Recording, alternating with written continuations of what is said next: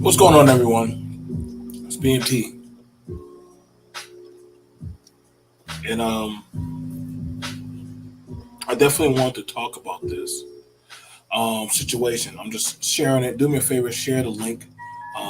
Moderators, if you're in the chat, share the link.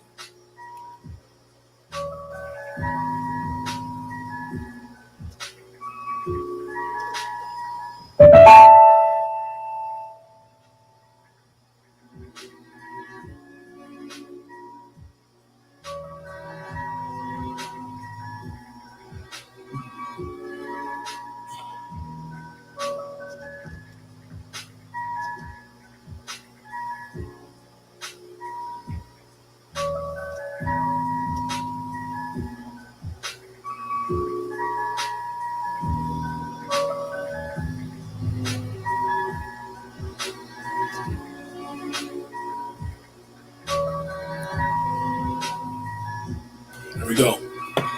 First of all, shout out to Exile One. Exile One invited me to a show that was done by over there in the UK. So shout out to Exile One. I went over there. I did a show and collab with a few other panelists over there in the UK. What's going on? Thank you, O'Shea. Shout out to you, O'Shea, bro. Yes, I am. It's very soothing to me. Um, Shout out to O'Shea, one of the brothers who helped me get my work off the ground. Um, I'm just watching you. I'm just watching you blow up and grow, brother. So I want to thank you for that. But I definitely want to talk about this one.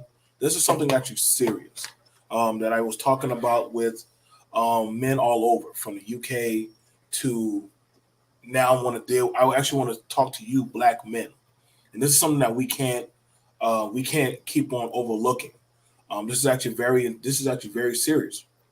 A black man by the name of Jordan Neely, and you need to look this up. I have the information. I have all the accredited sources in the description.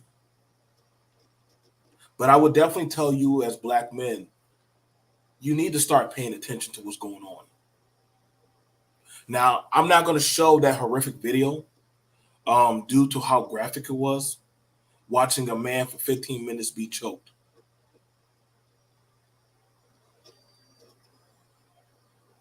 That was very horrific to watch. There's a man for 15 minutes be choked right there on the subway floor,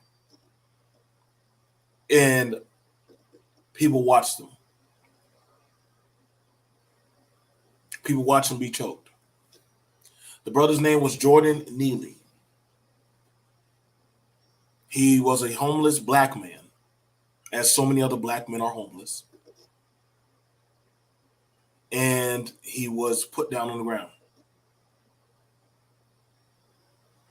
Yeah, it was. It's. But see, you got to watch for 15 minutes as his body wiggled and squirmed. You got to watch a man, and see the thing that's so vile about these videos, and they're done for a reason, because these videos easily show it's nothing to kill a black man. You don't even have to hide it anymore. You don't have to hide it. How you delete a black man live on footage. That's why I purposely put up that thumbnail. So I want you, as blacks, especially you men, to look that man in the face.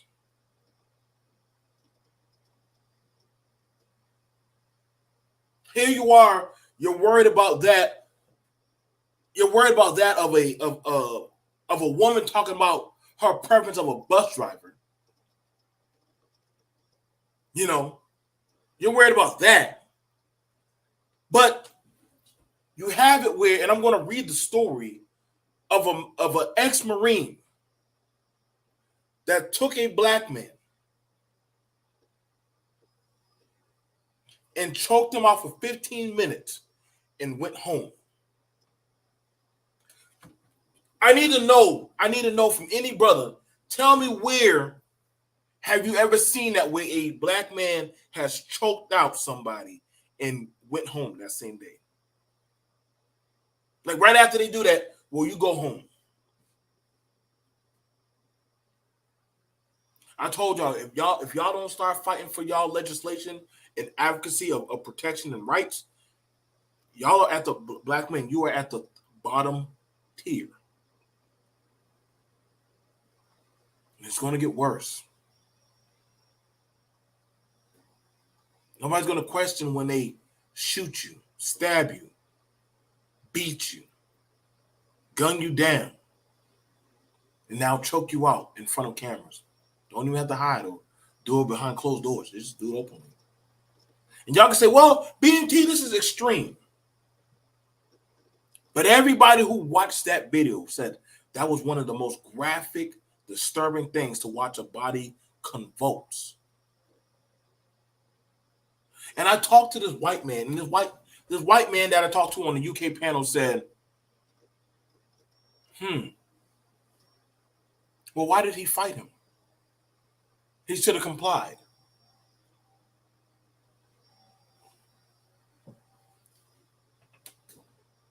Y'all worried about what a woman says about a bus. Damn, that's one woman.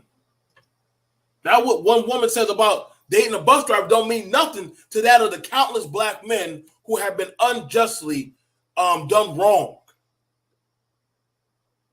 With no repercussion or penalty ever done to those who offend or unjustly do you wrong. There's nothing done to them, but you're worried about the words of a woman.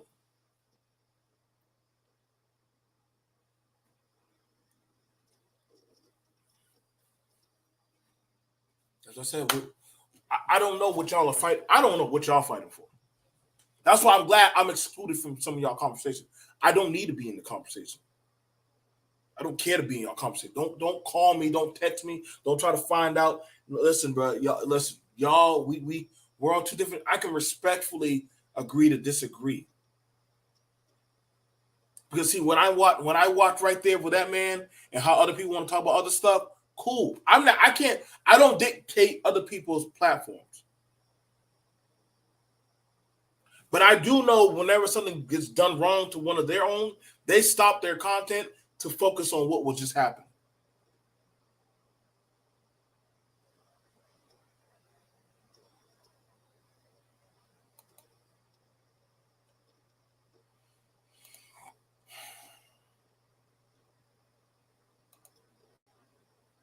Let me grab the source. I want to grab y'all. I want to grab the source. Let's go on overall media.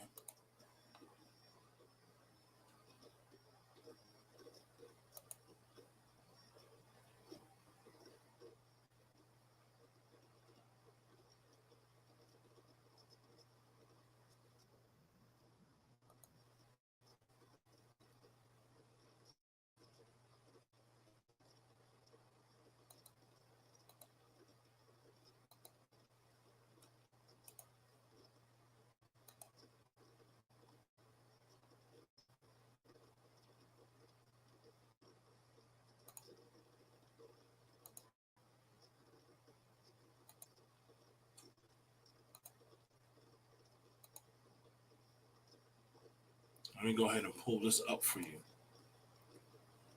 And I want you to understand this. Because we don't,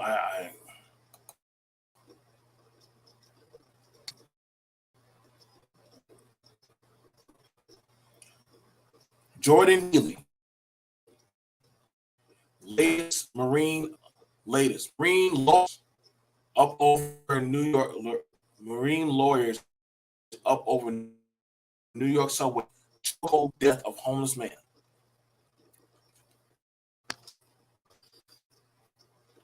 The U.S. Marine who placed Jordan Neely in a chokehold on a New York City subway train on Monday afternoon after his death is said to have lawyered up amid a growing swell of outrage in the city.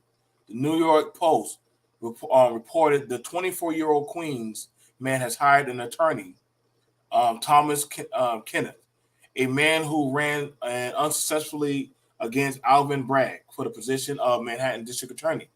On Thursday, Mr. Braggs at the NYPD detectives the possible charges against the named by officials. I want y'all to understand that.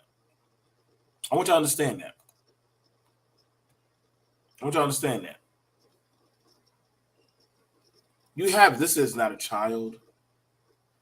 This is not a child. This is not a this is not some person that,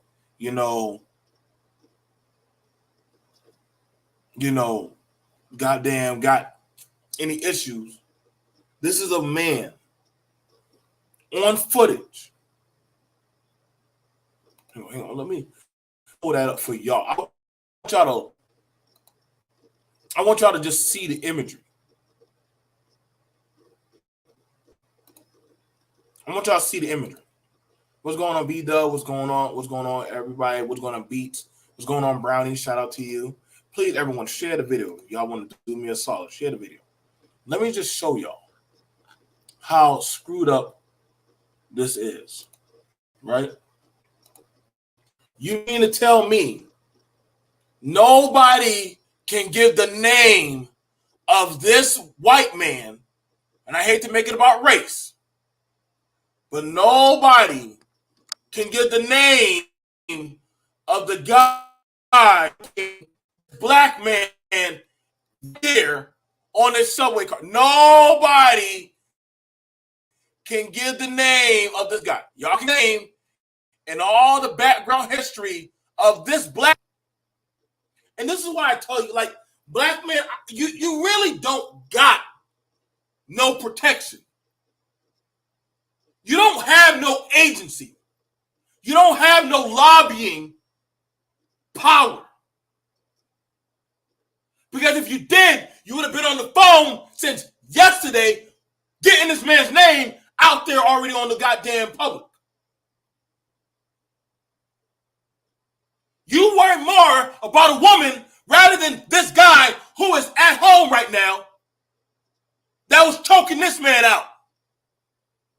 Mind you, you got other men sitting there, oh, what do we do? See, I need you Negroes to understand, nobody questions when you need you black men to understand that. It don't matter where you run or where you go. Nobody questions when you get deleted anymore. Nobody questions that. The first thing they say is, well, what did you do? What did that Negro do to get out of line?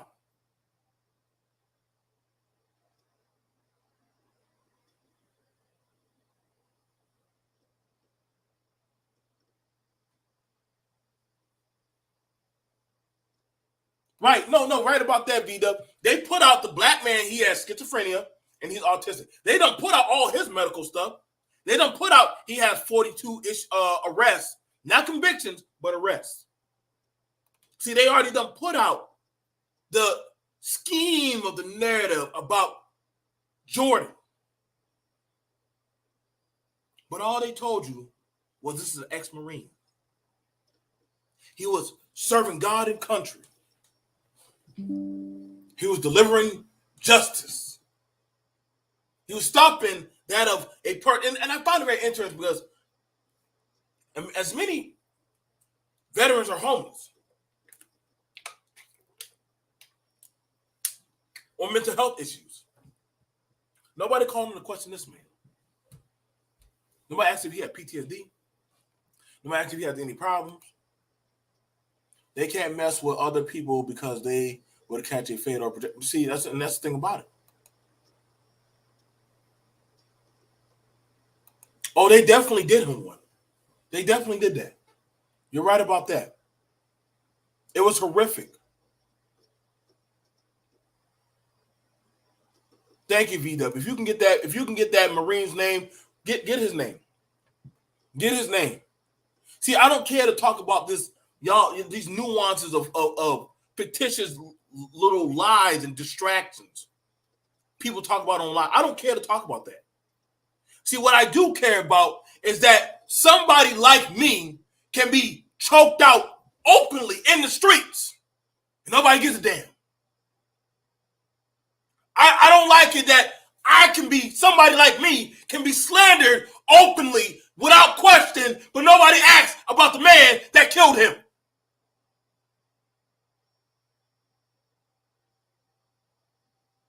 We need to find out why won't women date guys who drive trucks.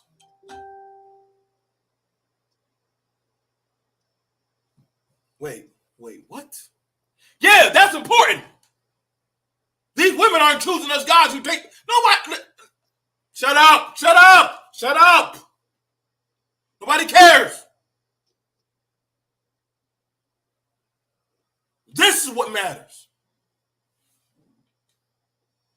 Thank you, brother. Thank you, brother Vito.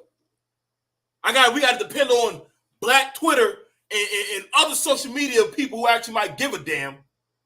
Daniel Penny. That's the face of the man who murdered the brother. And I know some people say, well, he's homeless. Well, what did he do? Well, why didn't he have a job? Who gives a shit?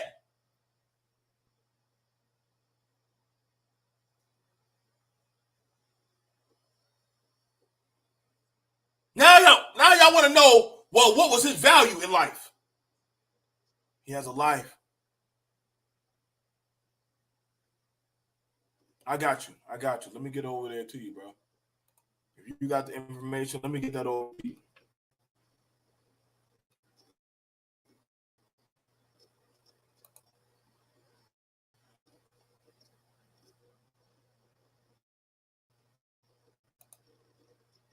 Y'all need to understand, man.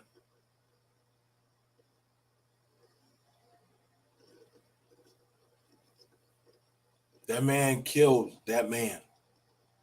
Not even a professional fight. Listen, y'all do understand, not even a professional fighter is allowed to get choked for over 3 minutes. Y'all do know that, right? Nobody's allowed to get choked over 3 minutes, even in a professional MMA match. Police cannot do chokeholds.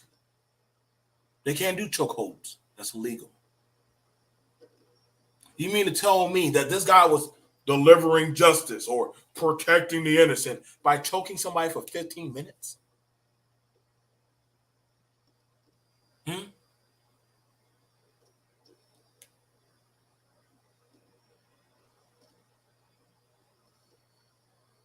No, nobody.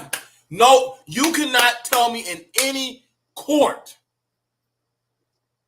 where a judge can find a fathomable reason. And if y'all telling me that was not a murder, that was an accident, then I know that there must be a whole new synthetic blend of crack y'all are smoking.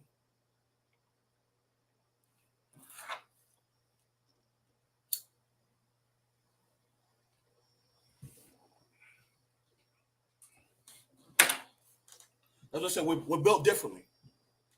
We're built differently. We're built differently. We're built differently. I'm talking about validation and doggone vagina.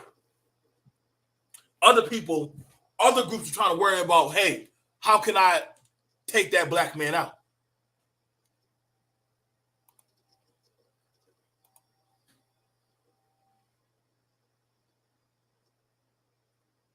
I told you.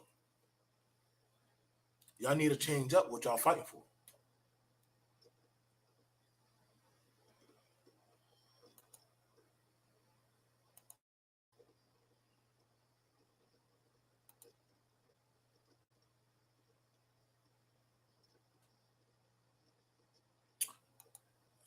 I tried to quit.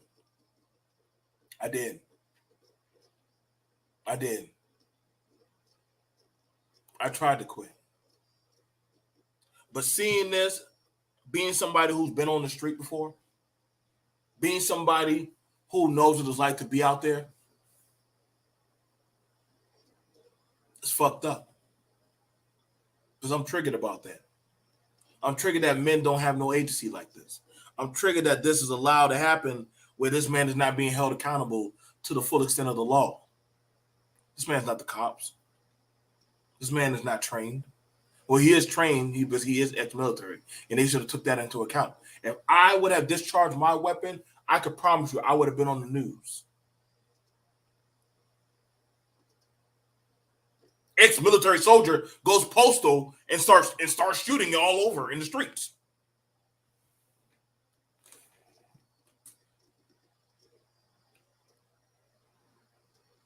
But this man right here gets anonymity to nobody knows who he is, and he gets to go home.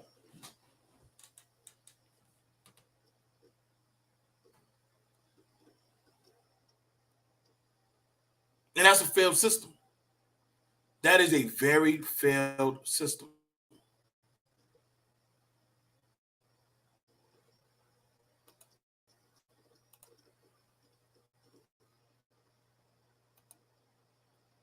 Are you triggered by the people Justin assaulted? Oh, are you triggered by the people Justin assaulted, or just a guy who did something? Dude was no angel.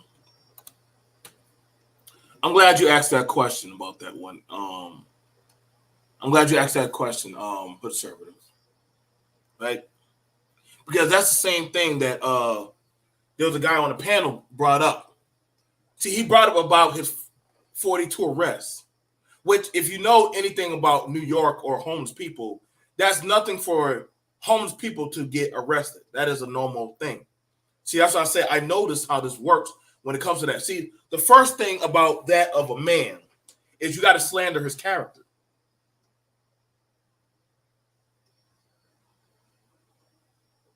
You got to slander his character. If that's the case, then we need to pull up the Marines' character also. If you're going to slander one man's character, you need to bring up the other man's character, which they're not doing.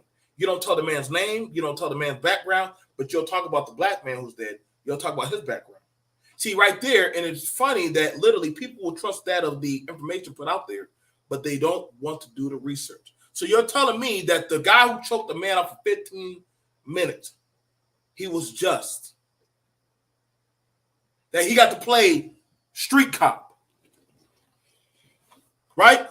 So if that be the case, then any man that has a sin, you didn't pay your child support, you put your hands on somebody sometime, anybody find out about your past, they should have the right to enact whatever sense of justice on you.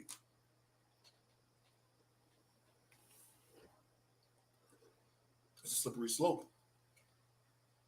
It's a very slippery slope. And see, I got to be real with a lot of y'all men in these spaces. I don't think y'all will last.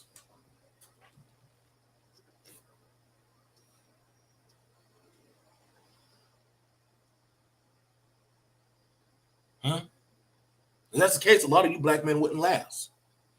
A lot of you black men who say that y'all are just, y'all would be getting knocked out every day. That would mean y'all would be having white boys run up on y'all and beat y'all ass every other night. And everybody said, well, what did he do? It amazes me. I could have sworn that we're trying to operate out of that of a fairness of the courts. But y'all operate by a system that.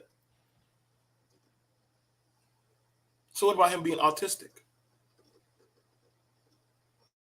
Where do y'all measure that? Where do y'all measure him with him being schizophrenic? Now, other people knew about him, but this guy went postal, took it upon him to choke him for 15 minutes. So you need to tell me about the angel of justice, the ex-Marine.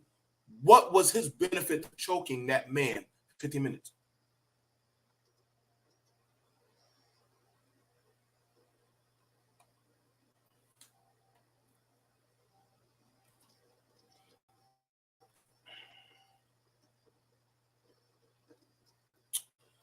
Sometimes I think some of y'all chase clout on YouTube so badly. I'm gonna be honest. I think some of y'all chase clout. Y'all are clout chasers. I don't need the clout. I don't need the clicks. I don't need the views. Y'all get on here and talk about black men or men's agency for child support. But then when they actually bring up your prior history of your failures, then you want a fair course of being heard by the system. That's hypocrisy.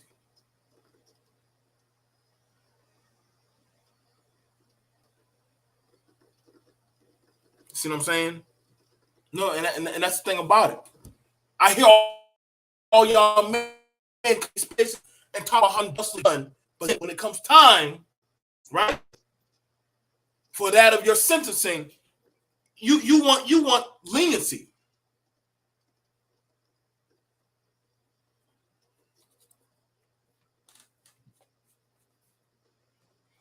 When we asked the question, what was it that this guy, this Marine, had the right to choke this man for 15 minutes?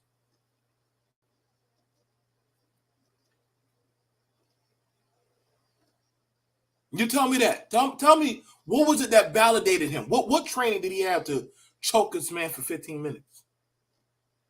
See, that's when I know some of y'all are just agents. Y'all are agents of confusion, and y'all don't even know what y'all talk about. So whenever somebody says that, well, that man deserves to be put on child support because he's a deadbeat. For Justin, it's clout chasing. If I choked him out, you wouldn't care. Now, here's the thing about it. First of all, his name ain't Justin. See what I'm saying? You don't even give a shit who he is. Everybody marching for Justin. Let's go look at that guy's name. I'm gonna show you. That's how I know you are clout chasing. I'm gonna show you how you clout chasing. Let's man's name. Jordan Neely. Jordan Neely. This is why I said some of y'all get on and y'all just say any old damn thing. Y'all say anything. No. Don't retract. Don't retract.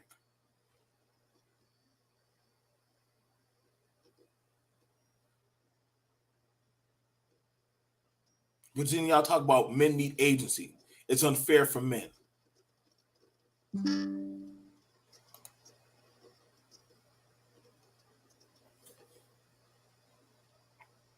As I said, some of y'all are hypocrites. Some of y'all are hypocrites. And it's simply you'll try to run the race gauntlet. Well, it's because he's black and it was a white man. But where do you be at whenever we do these stories about black men that are doing wrong to other black men? Where do you be at?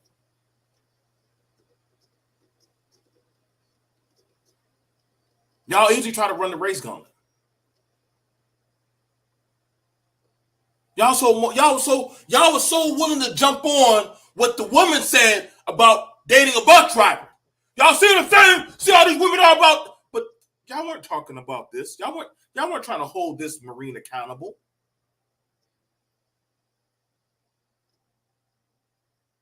Look at all these men that be complaining about men's agency. Show me, drop the shows that are talking about this right here. That's how I know they're full of shit. This is why other groups of men don't take your ass serious. This is why any other group or any other agency will never really fuck with y'all.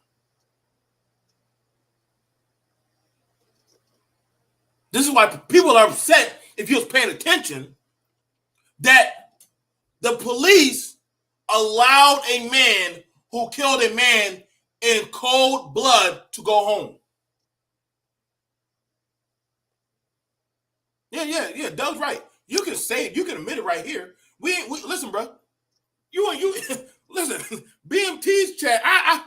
You can be openly how you want to be around me. I get y'all for what y'all say or do.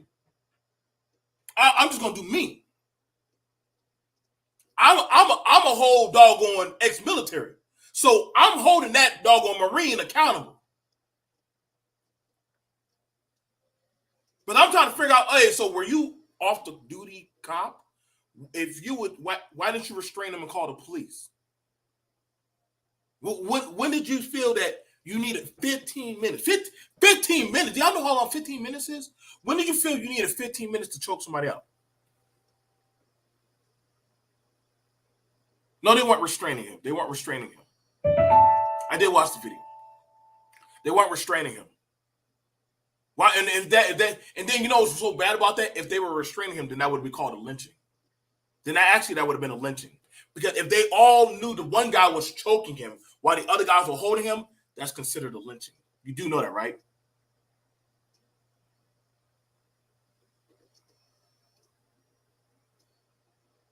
That would be called a lynching. I know because I work on these types of things.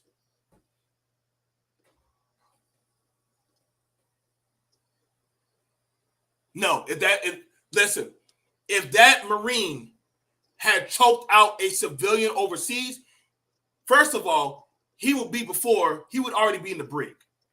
He would be in the brig. They would have arrested him, stripped him a rank to let him know, hey, bro, you ain't part of the military. And then from there, they said, hey, you're going to go do your time with us and also that country of who you hurt. So he would have to do 2 sentences. He wouldn't be saying, oh, yeah, you're going back to the barracks. No, you're going to the brig, bro. You're going straight there to the brig. That's how I know it's a bullshit, whatever the guy in the chat trying to say. No. There is no way you're going to ever tell me that somebody who is not trained, who is not law enforcement, that so here's the irony. Here's the irony. And this is how you know some of these black men are just unfazed or untouched, right? Somebody is holding a camera recording why you are dying and never thought to say, hey, man, hey, stop. That's enough, dude. You got him. You beat him. Stop. We got him. You mean to tell me 3 or 4 of y'all can't hold him down?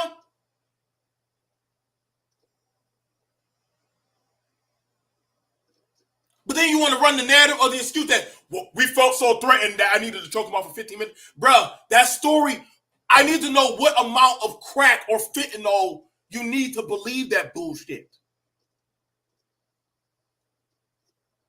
And if that's the case, then some of you black men deserve to get deleted by any means. Then anybody should have no problem coming up with a counterfeit story of why they did what they did to you. Which we already seen some of y'all made excuses for how other black men were killed.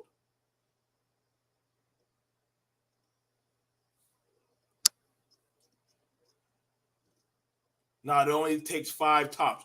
In most cases, in a chokehold, to close a trachea, a man with the Marine training, he should have done. Yeah, exactly. Thank you, Lily. He should have known that. He did know that. And the more that he pulled up tighter. If y'all watch the video, and here's the thing. I'm gonna show y'all this. Let me show you how much bullshit that motherfucker was actually going in on him. Let me show you why it was intentional murder. And I'm gonna show you, because when you're choking somebody, right? I want y'all to see this.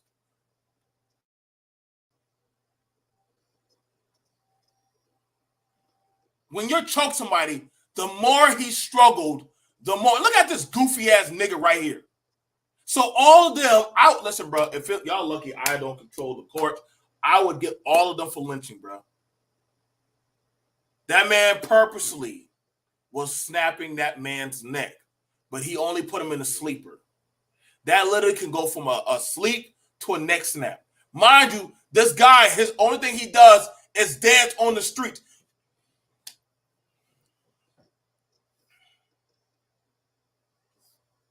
Michael Jackson impersonator.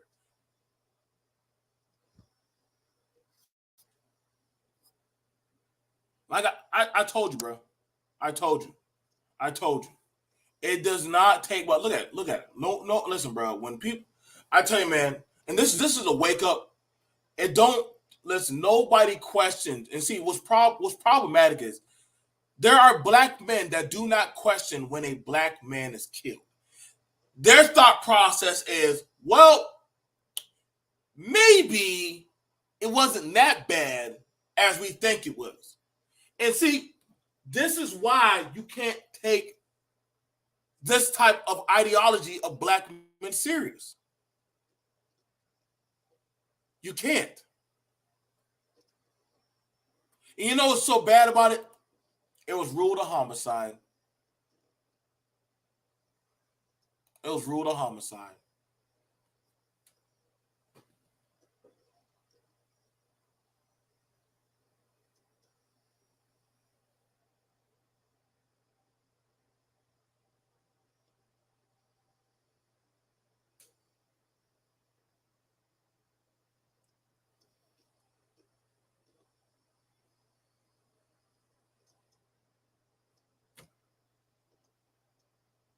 I don't know. I don't know. I gotta ask you, black men, what really matters to you?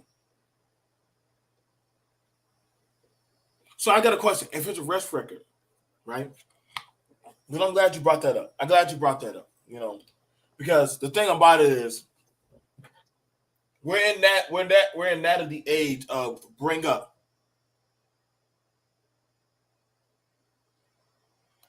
One person says he was violent.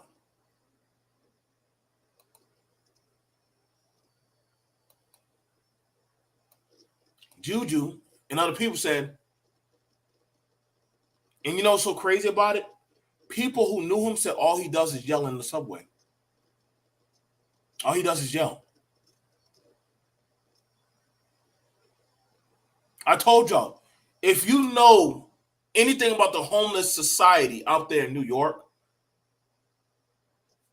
loitering, disorderly conduct, disturbing the peace, being where you're not supposed to be, trespassing, they get arrested for that all the time. They get arrested, put in the squad car, taken down the street, dropped off. That's it. You got that. You got that. You got that. Now I want to ask you the question. I'm gonna ask you a question, and I'm gonna ask you a question. If I was the officer on scene, I'm gonna ask you: did he assault you? Let me ask that question: did he assault you? Because I get some of y'all are going hard for this guy, for the Marine. You go. That's your stance. You're going hard for him, and I sometimes I wonder the context because I need you to show me where he was pushing down old lady. Where is that conviction? Where's that conviction of him pushing down old ladies? Now the news doesn't tell, but we have somebody who told us who it is. Shout out to V Dub. They didn't want to tell who the Marine was that killed him. And it's amazing because you're only digging into the black man's history. And I wonder that. A black man digging into another man's history that was killed. But you don't want to dig into the other guy's history either. You're an agent. You're a bot at this point. Sally, you are. Don't and if you want to call my name, make sure you send me a link. Because I'm gonna ask you the appropriate questions. It ain't gonna be about the emotion, but I'm gonna ask you the appropriate question by where were you, where was he trained?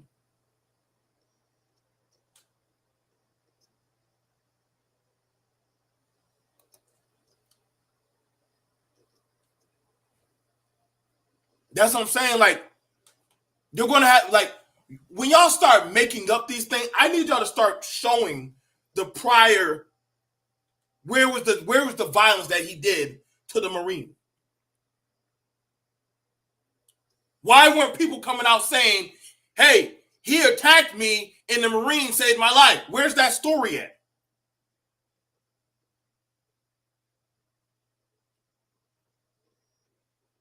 A person can scream all day long, I'm going to mess you up. They can say that all day long. I can scream across the street, hey, Mike, I'm going to mess you up. But if Mike is standing on the other side of the street and listening to me, as long as I don't go over there, put my hands on him,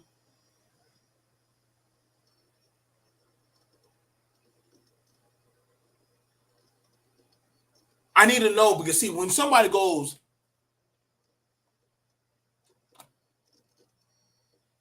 crazy. And I got to ask the question these male content creators that are for Black Male Agency or Male First Agenda Agency. Question them. Ask them, hey, Jordan Neely. Put that in their chats, Jordan Neely. If they say, who the hell is that? Nah, that ain't what we talking about, fam. If they say that, then you already know where the fuck they're at. You already know what time it is. If they have to question, why should I talk about Jordan Neely? Mind you, black men, as much as y'all are homeless, as much as y'all are mentally diagnosed, as much as y'all get abused, as much as y'all get slandered, you would think this would be the guy you would want to talk about. You would think with as much stuff as y'all get on YouTube and talk about, you would talk about Jordan Neely. You would think this would be your pushing for, hey, we need to start lobbying. This is why some of y'all are just a lost cause. But I can promise you, any other group of men, if this had happened to them, they'd be talking about this guy. If this was one of their own, they'd be talking about them. See, here in this space, it's about getting the bitches. It's about getting my child support lowered. It's about, hey, getting free Poom Poom agency and trolling. It's not about actual lobbying for your human rights. It's not about holding those of people who wrong you accountable. Not here. And I'm not saying everybody's like that, but y'all need to look around, man.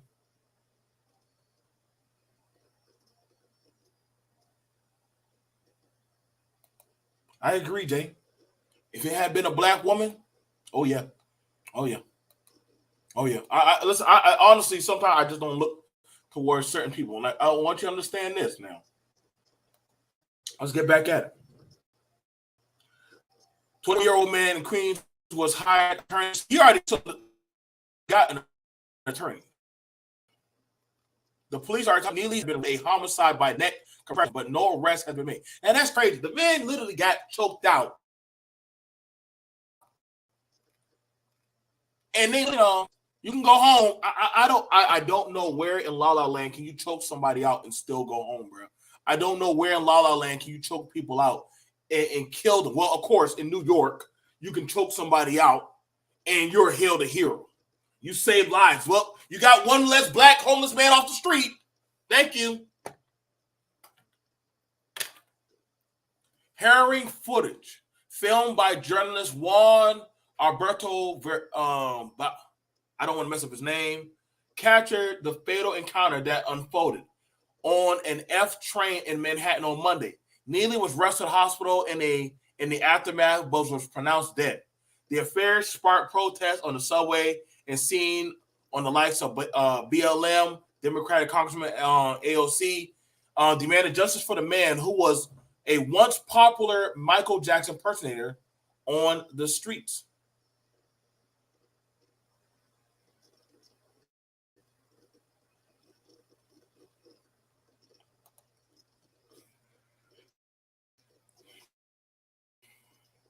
Blamed for his own death, subway vigilante underscored a pro New York narrative. Hey, bro, I told y'all, you can't make this up, man.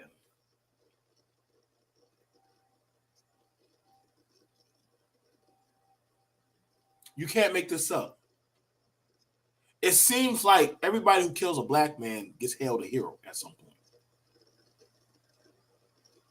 They get called Batman. They get called goddamn super nigga killer. Something like I don't know what is the amount of. I don't think it's 2023, man. But y'all wonder what? Well, why is the black woman getting a bill for protection? Well, maybe she's tired of watching herself get beat and stomped and killed for views.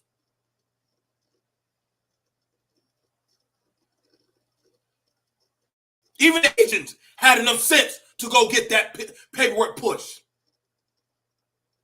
Every group has enough sense to say, hey, I'm tired of being killed openly on camera for y'all entertainment. But you have people online, namely some black men, hey, what did he do? How many arrests did he have? Was he, how much money was he? Was he high value? Was he high value? Did he watch any of our channels? How many bitches did he get? Why did he not comply? This is the logic of some black men about their own being killed. And you have to wonder, is this by design? Yet you'll say, I have to get out of here and go divest somewhere where I'm safe. But that's funny because y'all just had an article or two where a man went overseas and was killed. Do you know how many black men articles are overseas where they're getting killed? At some point, you got to realize you can't run from this. I mean, everybody knows now, kill a nigga. If you need to get something out, kill a nigga. Sally. And I'm not for that. But I'm starting to think that's the hashtag that some of these men are not seeing. Now, y'all gonna say, well, BMT, why are you talking about it? Maybe because it's a black man. Yes, it is. I am talking about it because it's a fucking black man. I am talking about it because it's somebody like me. I'm talking about it because it could be somebody like me going on the subway, getting on a bus, going down the street that literally gets choked out, and motherfuckers want to watch and ask the question, well, what did BNT do in his past life?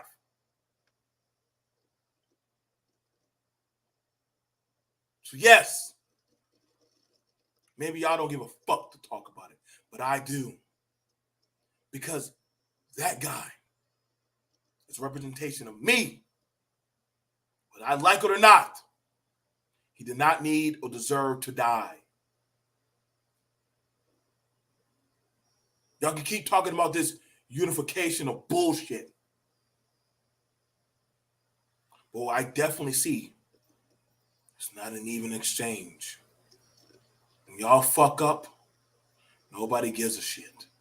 When y'all die, people make doggone video clips and they get goddamn hashtag and super chats and donations. And then the story is done. See, y'all don't get angry enough to where y'all say, listen, man, either y'all make a fucking law or y'all either y'all get some shit done or we're going to have some problems in this bitch.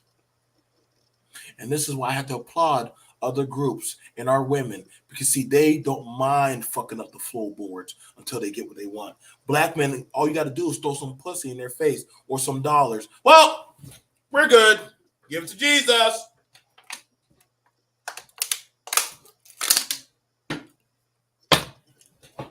We won. How? They're going to just do it again. I'm definitely agreeing with you on that, Mike. It was 3 people that killed him. Y'all the same type of men were, hey, Ahmaud Arbery, he shouldn't have fought back. Same people were like, why did Breonna Taylor not open up the door? I don't know, probably because her and her boyfriend were in their fucking bed.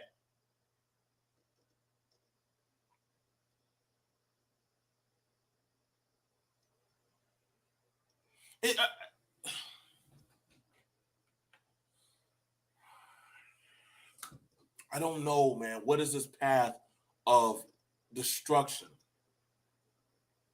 That they have it in the Bible. It's appointed unto man once to die, and I truly do. I truly do believe that. I truly do believe, black men, you don't care about your life like that. You just don't. You don't care enough about your life like that. And I know y'all could say I'm lame. I know y'all could say BMT, you a Sam. I know y'all say, but you know what? Maybe I give a fuck about black men. Maybe I give a damn about us. Maybe I give a damn about our boys. Maybe I give a damn about our women and our children and our girls and our wives and our daughters and our sisters and our cousins. I know I'm not the biggest goddamn dashiki wearing nigga, but guess what? I do give a shit about me and people like me and what happens to people like us. I may not be the picture perfect imagery, but guess what? Jordan Neely was me. And y'all can make fun of me. I don't give a flying fuck. But honestly, y'all niggas don't have no power. You don't have no power. You don't have no lobbying force. You don't have no way to push back. Listen, at the end of the day, y'all will get on here and complain about Sierra. You will complain about the woman who don't pick the nigga who drives a bus. You're going to complain. And you know what they're going to tell you to do? Nigga, shut the fuck up. Versus other people are going to go out there on the street and actually make other people uncomfortable. Now, if you're afraid to go out there and go rattle some chains, say that. Be that. I won't have a problem. As a fellow soldier, I hold this man accountable. Because guess what? He knows better. I have used my citizen arrest and I have detained somebody who had pulled out a knife on somebody. And guess what? I didn't kill them. Me and two other men sat the person down, called the police, checked on the victim who was cut by a box cutter, and guess what? Nobody died.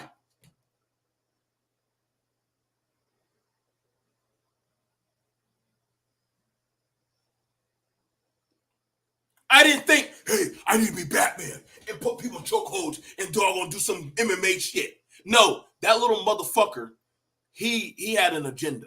He wanted to actually go extract some anger. Listen, when somebody is choking somebody for 15 minutes, they got some other shit going on. I'm sorry. Y'all cannot tell me somebody can find 15 minutes of a reason to choke somebody. If you could tell me that is a reason to choke somebody for 15 minutes, I need to definitely. You definitely need. Tell me. Just put it in the chat. BNT, I can give you a reason why somebody deserves to get choked for 15 minutes. I cannot find it anywhere in the heavens. Why? At that point, that's a crime of passion right there. You had some things going on. You blinked out. You lost control. That Marine, that white man, Danny, he lost control. He wasn't trying to save no lives. He wasn't trying to protect. That dude was getting off whatever type of proud boy, type of agenda, type of fuck boy shit he had going on, and he took it out on goddamn Jordan. See, nobody doesn't mind beating the homeless, hurting the homeless, sexually assaulting the homeless, man or woman. Nobody doesn't mind doing that. You know why? Because they're looked at as a lesser class. So they feel you can do whatever you want to them, especially if it's a black man. Who gives a shit?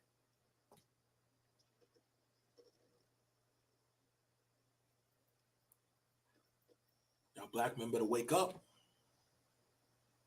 Y'all better wake up. Because see, the bullshit is piling up. Now they're just making TikTok and video vines of how y'all are dying. Now people are holding the camera while you're laying out there in a pool of your own blood and you're saying, hey, can somebody please call the police? Nah, bro. Nah. Put up a sign. Say World Star while you're dying. No, somebody please call the police. Somebody stabbed me. Hey, bro. How does it feel when you got stabbed? Look in the camera when you say that.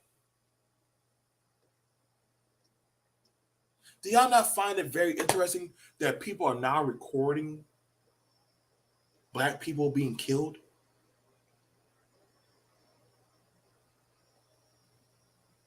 Do y'all not find that interesting? People are recording black people being killed and putting it on online.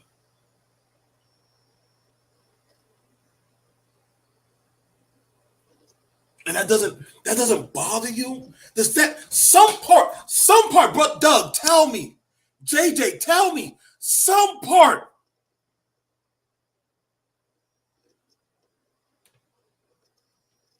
some part, some part of you has to feel for this. If I gotta be honest with y'all. If you're a black man and this shit don't bother you, you're more you're lost. You're lost. You're lost. You're lost. I don't know what else to tell y'all. I know y'all like to come around here for entertainment. You like to come around here to gas up shit, and that's fine.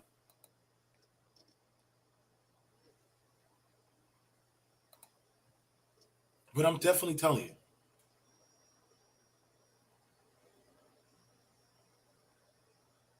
Yeah, no, and you know the thing that's you know the scary thing about that Super Mike? People were making fun of Jordan being choked on the ground.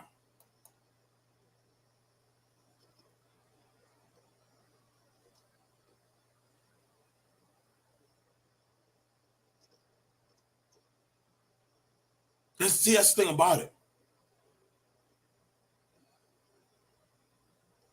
You know, see, y'all don't get it. That literally is now an agenda that nobody does not. It is nothing to kill you on camera now, and I don't think it's hitting y'all. It's not hitting y'all enough like that. See, it's only a serious thing when you're dead or something happening to you, and then you want to get on camera and say, "Hey, will anybody speak up for me?"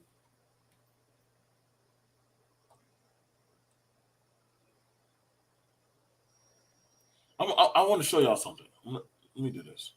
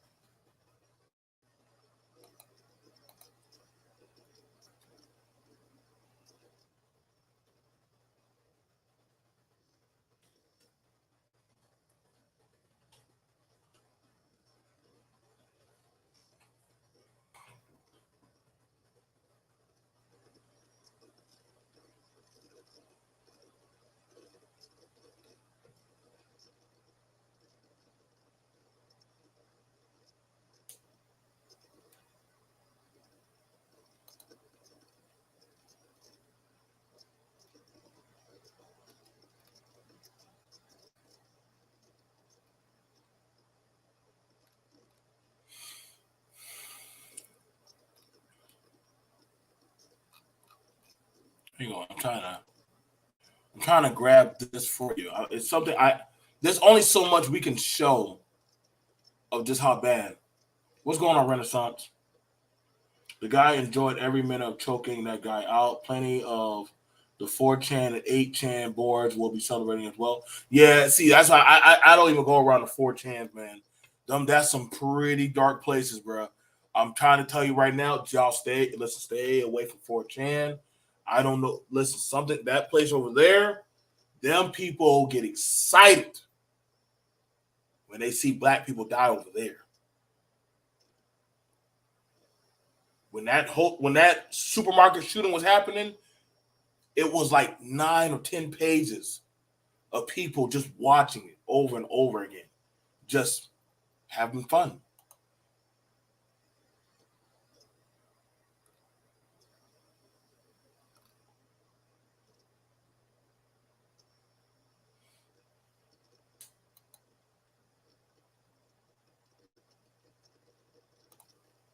I want y'all to see this. I want y'all to see this.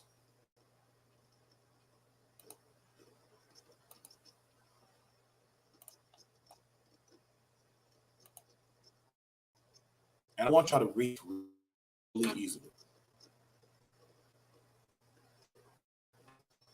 New York City subway chokehold victim Jordan Lilly was was a Michael Jackson person with autism and schizophrenia. Homeless man with 42 arrests becomes complete mess. Now, you understand, Jordan, Jordan already had mental health issues. He was already a ward of the state. Do y'all know how many people on the street walk around with mental health issues?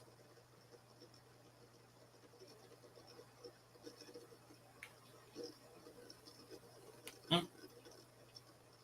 Have y'all ever seen an autistic person or somebody with autism? Have you ever seen them have a meltdown before? Has anybody in the chat ever seen what people with autism, how they deal with stuff out there? I've seen them in schools. I've seen them at workplaces. I've seen them at Walmart. I've seen them at Lowe's. I've seen a full-on woman just sit down on the floor.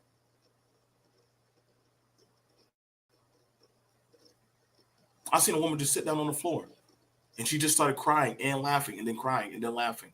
Literally, there was nothing people could do. And you know what happened? Her child,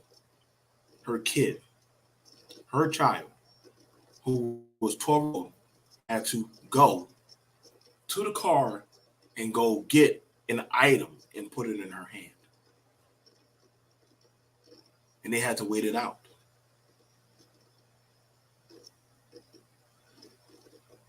She got up and she was like, "I'm sorry. I'm sorry." People in the store were like, "It's okay. It's okay. It's okay." But I damn sure didn't see nobody run up to that white woman to go choke her out. I've seen people. Now, if any of y'all ever been up north, I lived in Connecticut, Boston, all over the New England. If anybody ever been on public transportation, we could tell you a lot of weird people are in those areas. They have mental health problems. They're homeless. They're sleeping right there. They're sleeping right there on the bench. They're getting some sleep on the bus because it's warm. They might be able to get some food if somebody drops some food.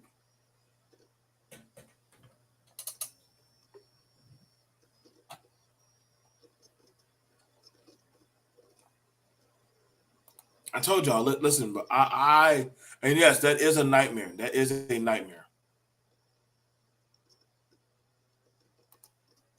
Yep. Right. It's normal. Subway used to be a safe place for homeless people. That's where a lot of homeless people go. It's warm down there in the subways because all the electrical, it's not as cold. It's not as wet down there.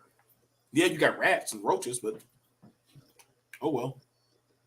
And guess what? They get arrested. Hey, you can't be sleeping there. Hey, you can't be. If mind you, some cops don't care. They don't care. They're like, he's not bothering nobody. She's not doing anything. Leave them alone. They're not bothering nobody. People don't really mess with them. That is a nightmare. He died the same way how his mother died. That is a very sad, tragic way. He died the same way his mother died.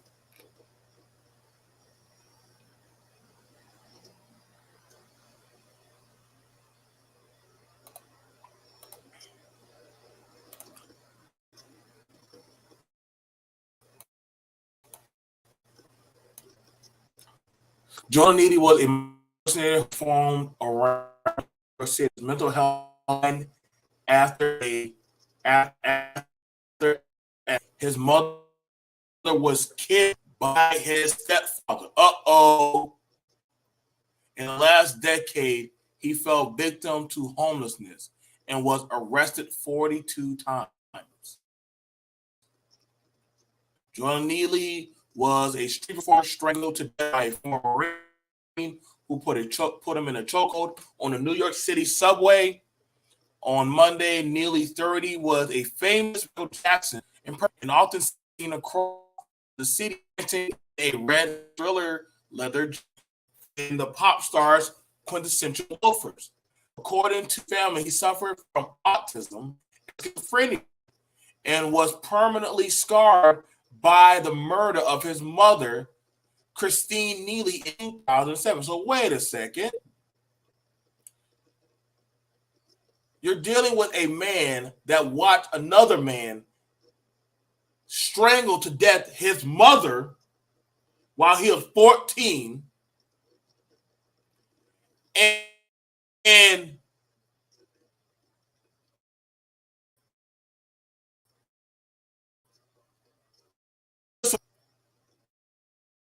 he was just for the time, and in the following years fell victim to homelessness and tried and failed multiple to live with his father.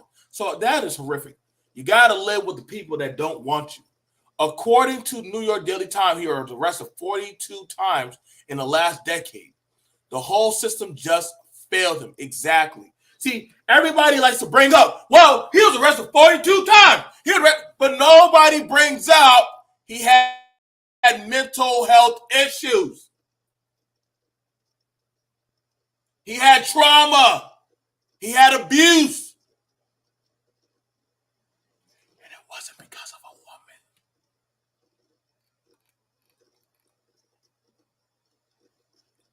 The whole system failed him.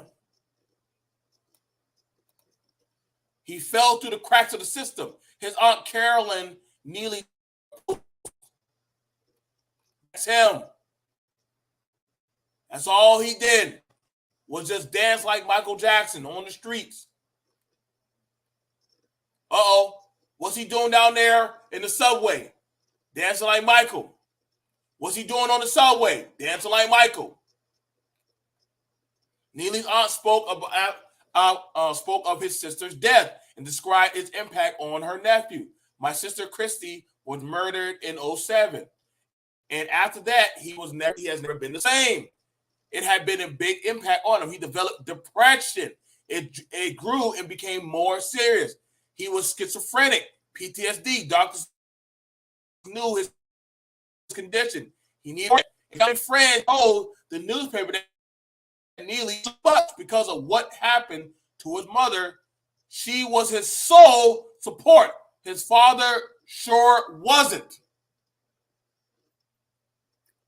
That friend said that he tried to live with his father on multiple occasions, but the pair did not get along. In 2012, Neely was called to testify in the murder trial of a man who murdered his mother in Bayonne, New Jersey.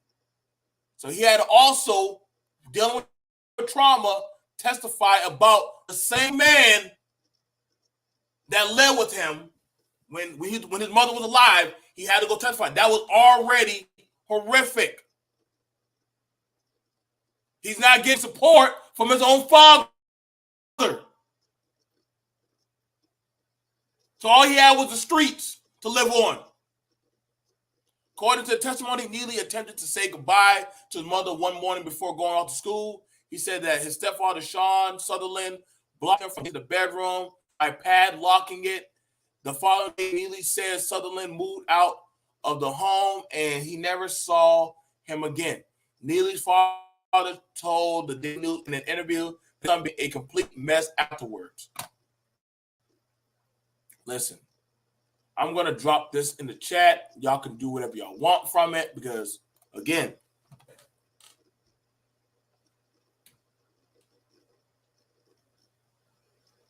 I don't get how did you get that, David? How did you get that, David? How did you get there? How did you get there? How did you get there? How did you get there? How did you get somebody watching their mother being killed that he didn't respect his dad? When his dad knew he had mental health issues. David, how did you get there? How did you get there? What child is normal after watching their parent be killed?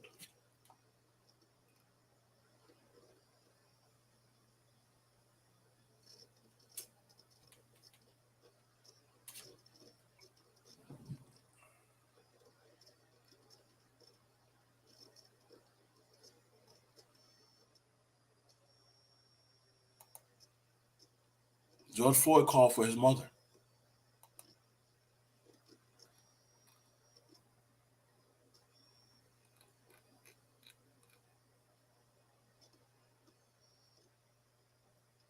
It's not an infinite past. You're right. It's not. But it damn sure you got one parent that can't even help you. Hey, sound like a failed father to me.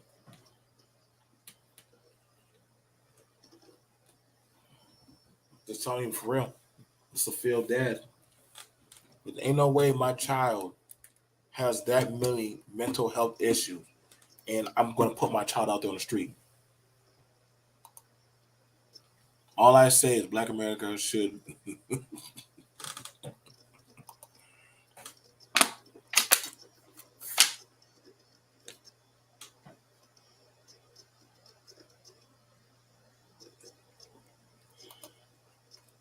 This is the same David that tried to suggest that it was a already fought that he got him shot.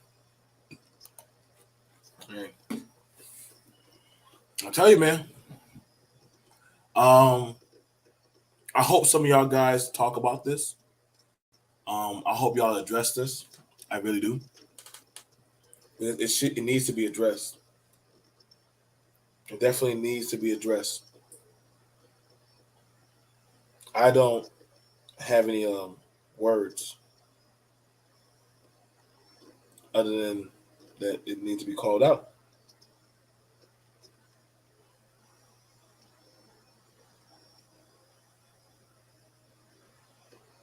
I'm just being for real with y'all.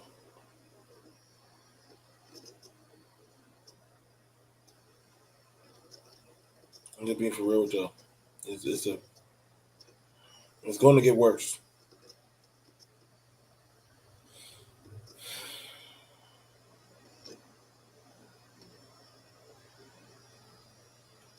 But that's your opinion.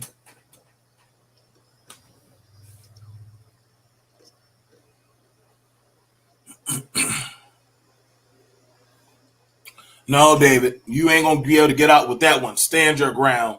What stand there? Listen, bro. David, email me, bro. I would love to have a conversation with you, bro.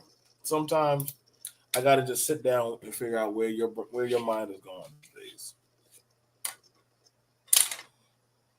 I didn't want to go too long. I don't. But if you still see people talking about, hey, black women or don't want to be with guys who drive buses, and they're not talking about this, they're a joke. Drop the link and stop tripping. Okay, I'll do that for you, David. I'll do that for you.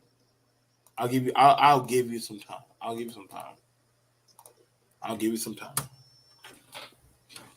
I'll give you some time.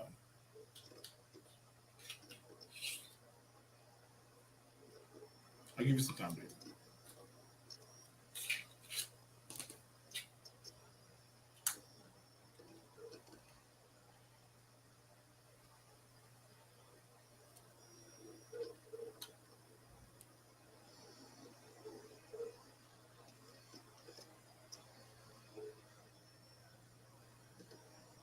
David, you ready? I don't mind sitting with you just for a minute. Yes, we'll say this is tripping, right?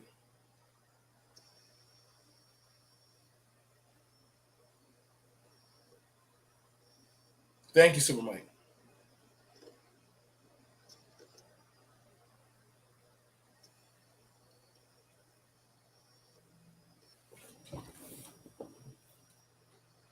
Mike put this out there.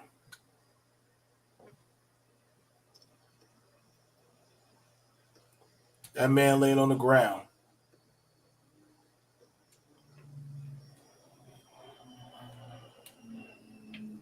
That man laying on the ground dead. That man laying on the ground dead. And if that's not a reality of the state that you're in, black man, That's not a reality. I don't know what to tell you. When people can stand over you while you're dead, and not even bat an eye. I want you look at that picture. I want to just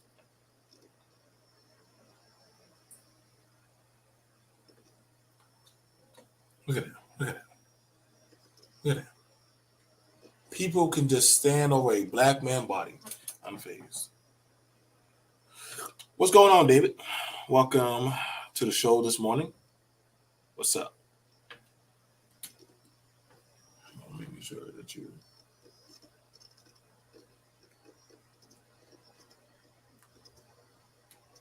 Okay. Go ahead, David. Are you saying something? Hello? Can you hear me now? I Oh, can hear okay. you. My mic was off. Okay, no, yeah, thanks for having me up too. I'm here to be the asshole for the day, so forgive me ahead of time. I don't think That's the okay. white guy is the problem in this scenario. I think the bleeding heart liberal attitude is the problem. You guys remember during the whole rush to defund the police, one of the things that the people who wanted to defund the police, one of the things that they said is, we will police ourselves. Community policing, right? This is how community policing works. I don't think you really fully grasp the reality of it. This is community policing. And so when you don't have cops in the subway, like you don't have enough cops, right? There'll never be enough cops anyway. That's a whole The different cops argument. got But there you don't within really six. No, let him finish. Let him finish. hold on, wait a second. You don't have enough cops, and when you're in the subway, I don't know if you've ever ridden a train in New York City or any train, but New York City is a special kind of monster. You're trapped in a metal box at the mercy of whomever until a cop decides to intervene, if there's even a cop around. And so sometimes it's minutes, it's like 5 6 minutes between stations or whatever, and you'll just be stuck with this crazy person. You don't know this person. You have no reason to trust his good nature. And I could care less if this motherfucker can moonwalk. If you stay away from me or I might hurt you. That's the only rule on the train. David, you realize this Marine choked this guy for 15 minutes. Right. Like, like it wasn't some like no choking takes 15 minutes. You cannot breathe. If you cannot breathe, 15 minutes is an eternity. So he wasn't choking him for 15 minutes. He held him for 15 minutes. But to say he was choked, if I was actually choking you, you'd stop in 5. You'd be out in 5 minutes, bro. Well, he had him in a headlock for 15 minutes, and the police got there within 6 minutes of being called. So, like, fair. Wait, go ahead, BM. I'm sorry. No, so there were multiple accounts of people watching Danny have him in a headlock for 15 minutes. Now, the headlock position is a chokehold, correct? That's a chokehold.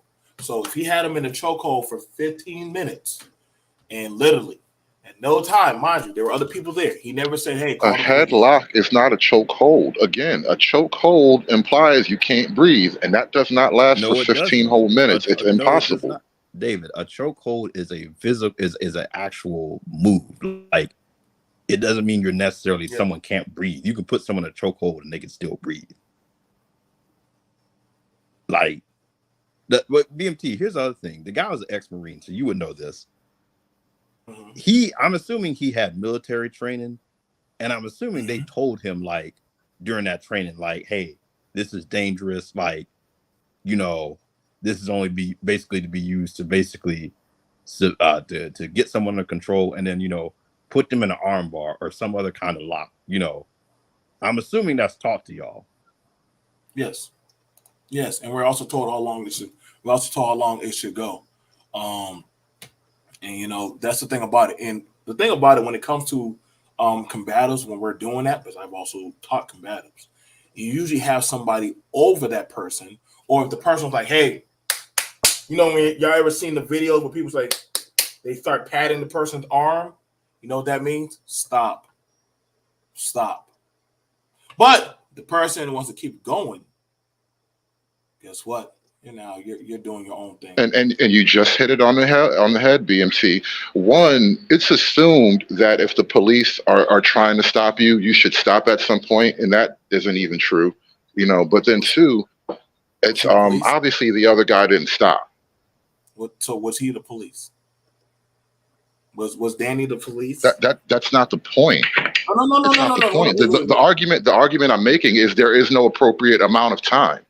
No, no, hold on, wait, wait. There is appropriate Like amount of time. 15 minutes. Everybody's tripping over 15 minutes, but how long should you? Oops.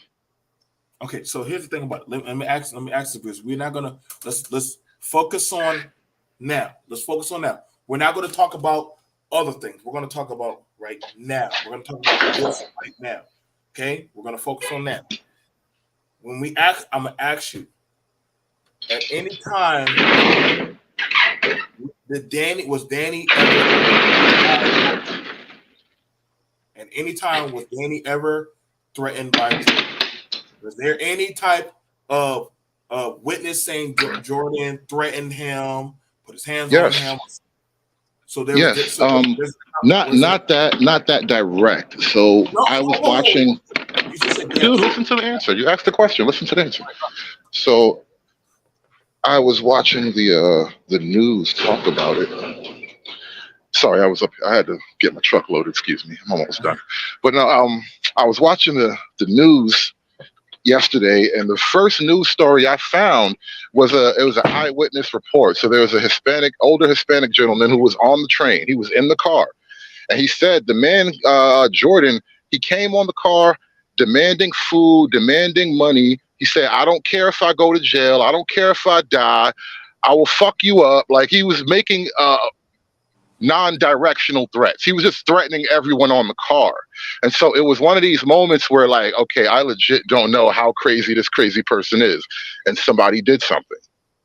Well, even if someone did do something, because I did hear, hey, he was making threats on the train. Now, granted, he did not act on any of those. Once again, once you have this person, you have three people. Once you have this person on the ground, why are you going to sit there and keep him in a chokehold for 15 minutes?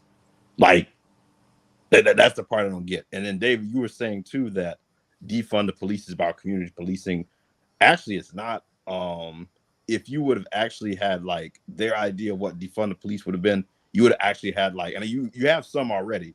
You would have had more social workers, people, response teams. I think they have them in New York now in the orange vest, correct, who are basically there and know how to address the situation versus like trying to put someone in a chokehold for 15 minutes. Because essentially what they're doing is they've already cut back on mental health services in this country. I think BMT, you've talked about like the shelters that you've gone to help with. Like when you start setting this precedent of like vigilantism and all this, it's just basically like, okay, we're basically going to defund everything and say people are on their own. And then when they can't deal with it, we're going to turn around and say it's okay for you to basically kill these people, because the coroner came back yesterday and said, hey, this was a homicide. Right. And I mean, the thing about it is this. And so, first of all, I can know somebody's out there. Let's say I see somebody. We can see somebody out there selling drugs, and I'm like, well, I'm going to go ahead and get my rifle, and I'm going to go ahead and delete them. I will go to jail. I will go to jail. Because first of all, that was not for me to play judge, jury, and executioner and think that, hey, by all rights, I was anointed by the heavens to deliver justice. So you know what happened after that? Guess what? They're going to take my rifle and they're going to put me in jail and they're going to prosecute my ass to the full extent of the law. Now, that is opening up. Now, it amazes me because even in the military, no, listen, they tell you that, hey, you go out there and do some stuff like that out there, your ass is getting prosecuted. We're not protecting you. Now, that Marine knew that. He knows that. I knew that. That's part of the code of conduct. So now all of a sudden, because somebody's erratic on the bus or on the train, right? This guy took it upon them to go ahead and put them in a headlock. With, mind you, the headlock he used has one part of the compartment where you have your hand behind the head to force it forward, and the other one with the arm bar forward. So that way you're using the leverage pressure of that to push it up on the trachea. The more the victim struggles, the tighter it gets, and you start to crush at it. What's going on? And so when you're doing that, you're actually cutting down on the air. It usually takes, usually after a while, depending on how thick the neck is how you can start pushing it. Now, what you would do if you look at how he's on the ground, he's taking you take your chest and you press your chest against their back. You know what that does? It starts cutting away the lungs, so less air keeps going inside. Now, in doing that, what is naturally the body going to start doing? The body's going to start convulsing and doggone start. I don't know. It's going to start convulsing and it's going to start triggering. So no, you're going to go into shock almost. Like you're going to try to fight or flight. But like you said, when you go into fight or flight, you're going to make it even worse.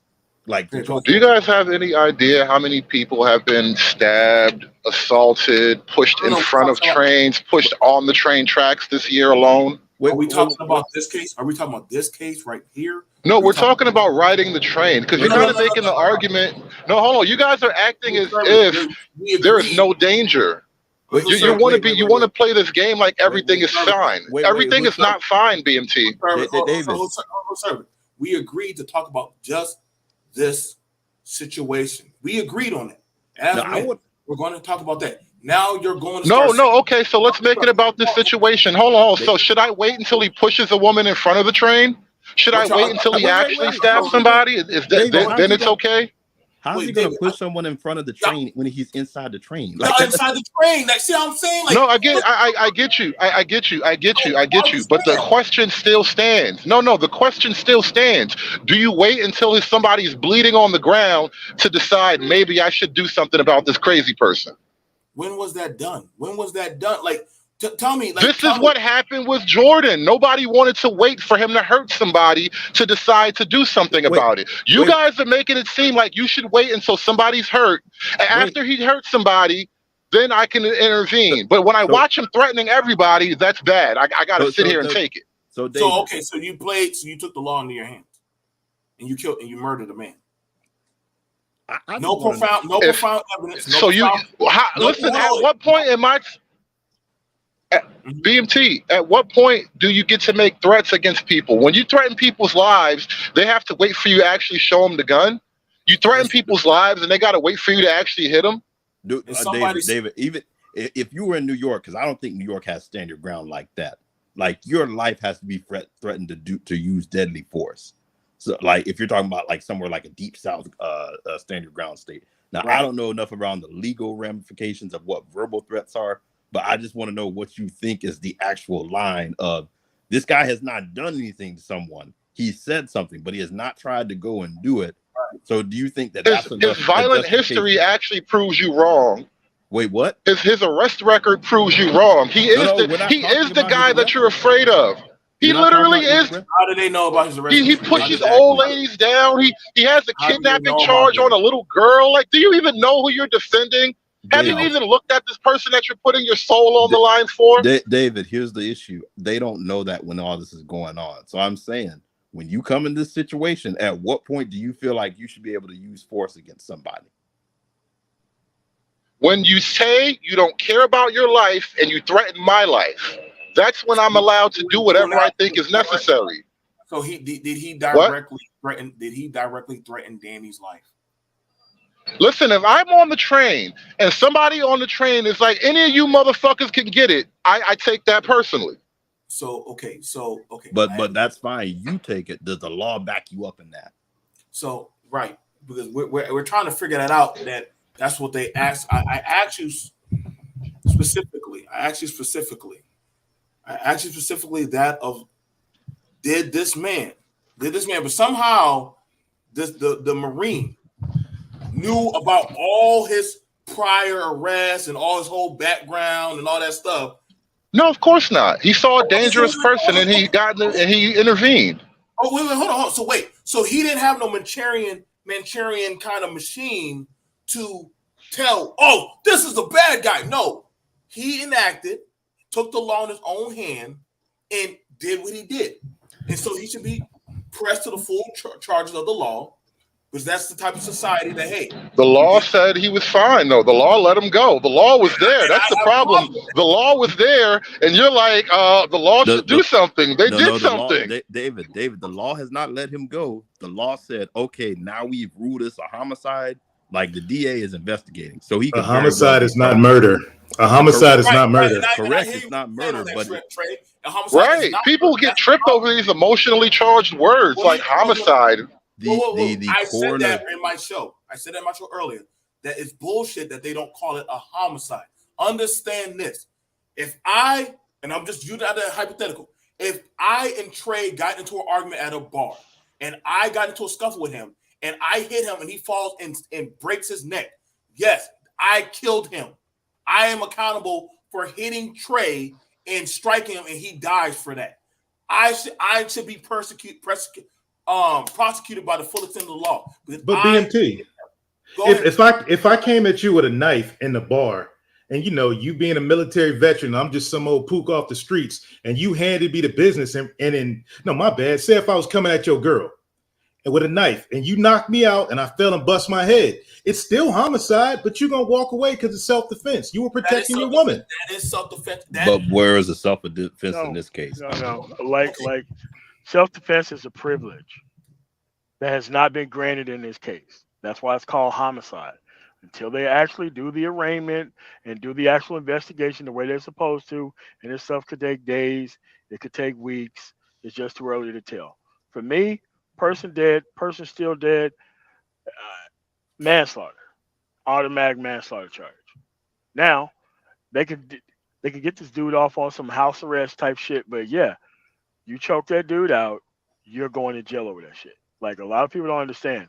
If this guy would have had a heart attack, it still would have been homicide, and he still would be going to jail over that shit in most cases.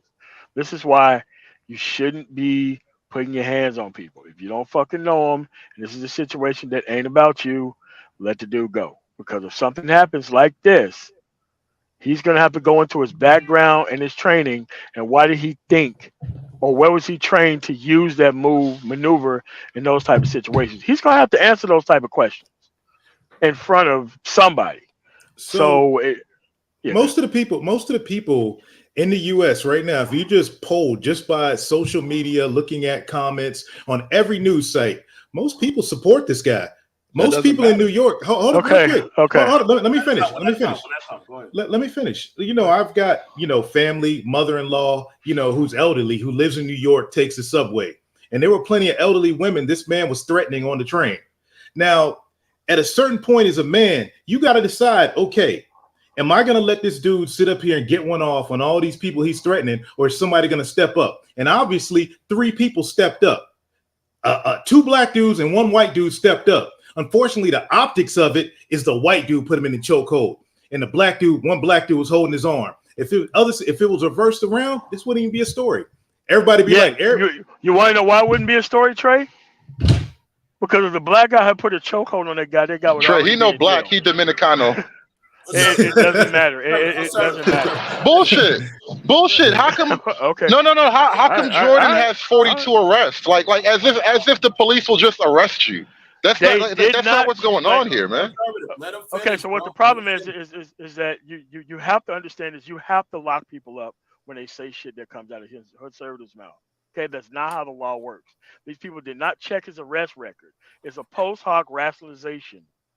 They didn't check all that stuff before this dude did that. They just knew crazy man acting, doing crazy shit. Nothing required them to put their hands on. No, that's my whole defense. No. MOT, you're right. I am not going to use his arrest record as the reason why he got choked out in the moment. I'm using his arrest record to point out the fact that we always put all this emotional energy into the worst black people.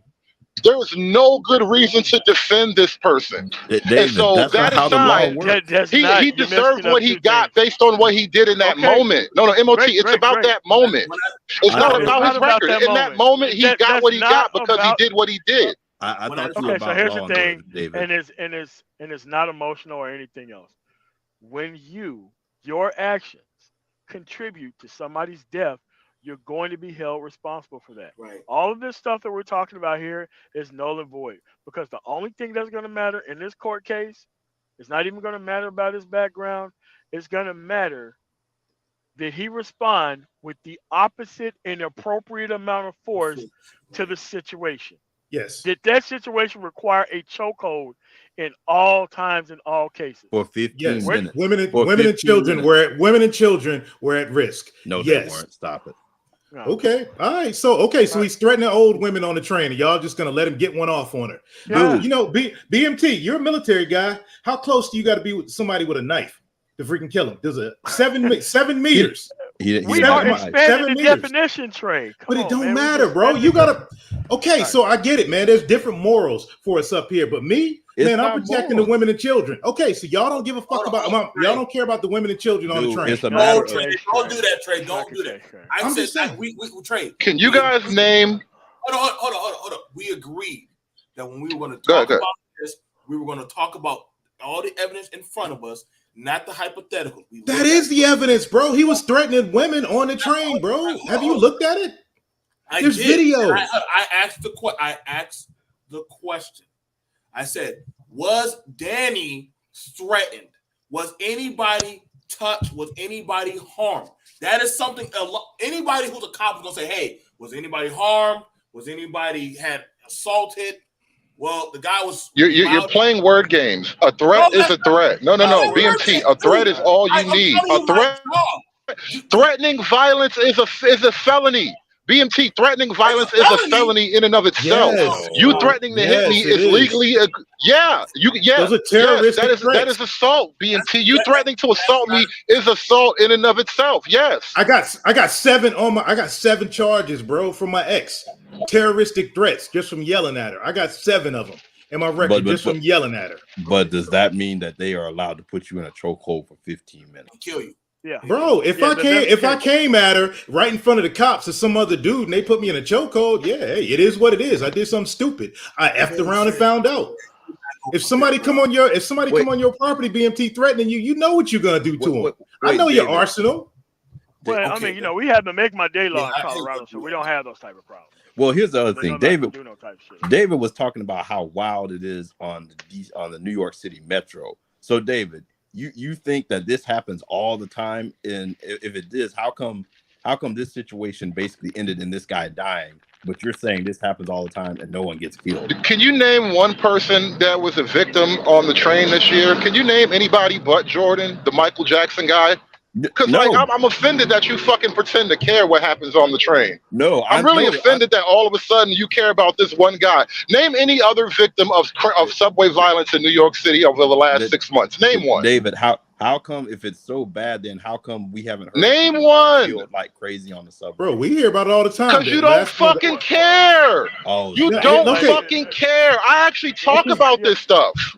Yeah, Renaissance man. There's real quick, MOT. There's an entire Reddit thread with thousands of comments just on Michael Jackson alone. Freaking Subway Michael Jackson. He has an entire Reddit thread of people going back 8 years on the F train in New York being threatened by this guy, being pushed by this guy, being attacked. So how come no one needed to kill this guy? If he's been doing this for 8 years, how come no one needed to kill this guy? No police reports, no complaints. He has 44 felonies. Because white folk actually believe in protecting the community. Let's keep it a buck. No, let's keep it a buck. Let's keep it a buck. White people will intervene in crime way before black people.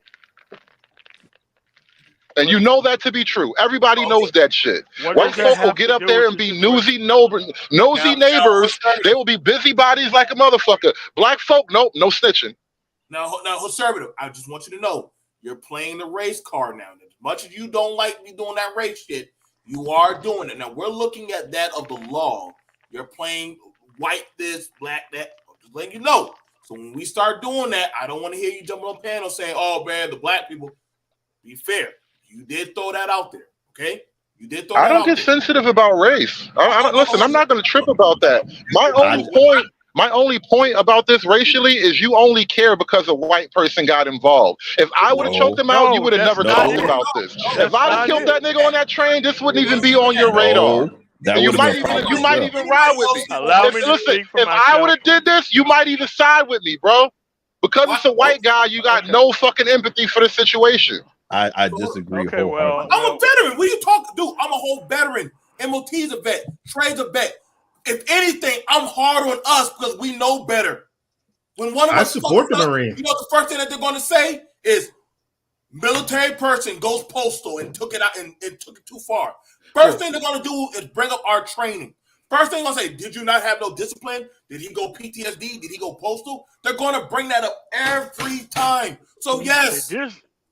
All right, man. So this dude has an actual gym membership at a kickboxing gym in any shape, form, or fashion. Uh-oh. There is no case. Salute, man. I'm glad he The- paid for the training. Thank you. No. That Trey, it's the opposite of what you're saying, bro. It's nice the train. opposite. It's the opposite. Oh, because you're basically saying that he's gonna know better. Yes. No, I'm saying this. Are you saying that his gym membership makes him more culpable? I don't get that part. Yes, it does. It does. Trust me, it does. Like if you have a gym membership and if you do this type of training, no person, because they're gonna call the people there who actually trained you in any given shape, form, or fashion. That's how this is gonna work. And then now you're gonna have to ask a hard question. Were you trained to put a chokehold on somebody for XYZ period of time? Then why did it happen in this case? I just one thing, like why is the majority of Americans defending this guy? Why are majority of Americans praising him? Because people don't want it. No, we're not talking. They are. People are praising him. No, he's being regarded as a hero. No, who you talking? Are you talking about the guy, the ex-Marine? Yes, salute to that Marine. Hoorah! Like why is most of America praising him right now? Because some people his protection, but they don't want the responsibility that this dude is going to face if things go wrong. Well, they want somebody to jump in and come save them. Like cool. Yes, if my mother-in-law was on the F train that day, yes, I'd be go. You know what? Okay, dude, what is your bail fund? What is your daggone legal fee? Where do I donate? No, the reason people are celebrating this is what BMT was talking about earlier. They love seeing this black dude getting choked out. It was hilarious. I ain't gonna even front, man. Watching him go down was funny. I'm sick of people on this subway. I've rode that subway many a time. Every time I'm up there, you know what I'm saying? My mother-in-law's motherfuckers is crazy. But here's the thing: I'm a big, scary looking black dude. They ain't gonna fuck with me. But I watch them harass other people. If they have mental health issues, they will come and fuck with you. Bro, they ain't fucking with me, bro. I'm telling you, will. Man. Bro, if you have a mental health issue, they do. All right, bro. I ain't lived there. Philly, no issues. Hood, where I'm from, no issues. Up there, no issues, man. I'm telling you, they go after the softer targets. That's why you think he didn't go after the Marine to begin with. He ain't gonna sit. Oh man, crazy people know the deal. Crazy knows crazy. Now, I do agree with you on that, Trey.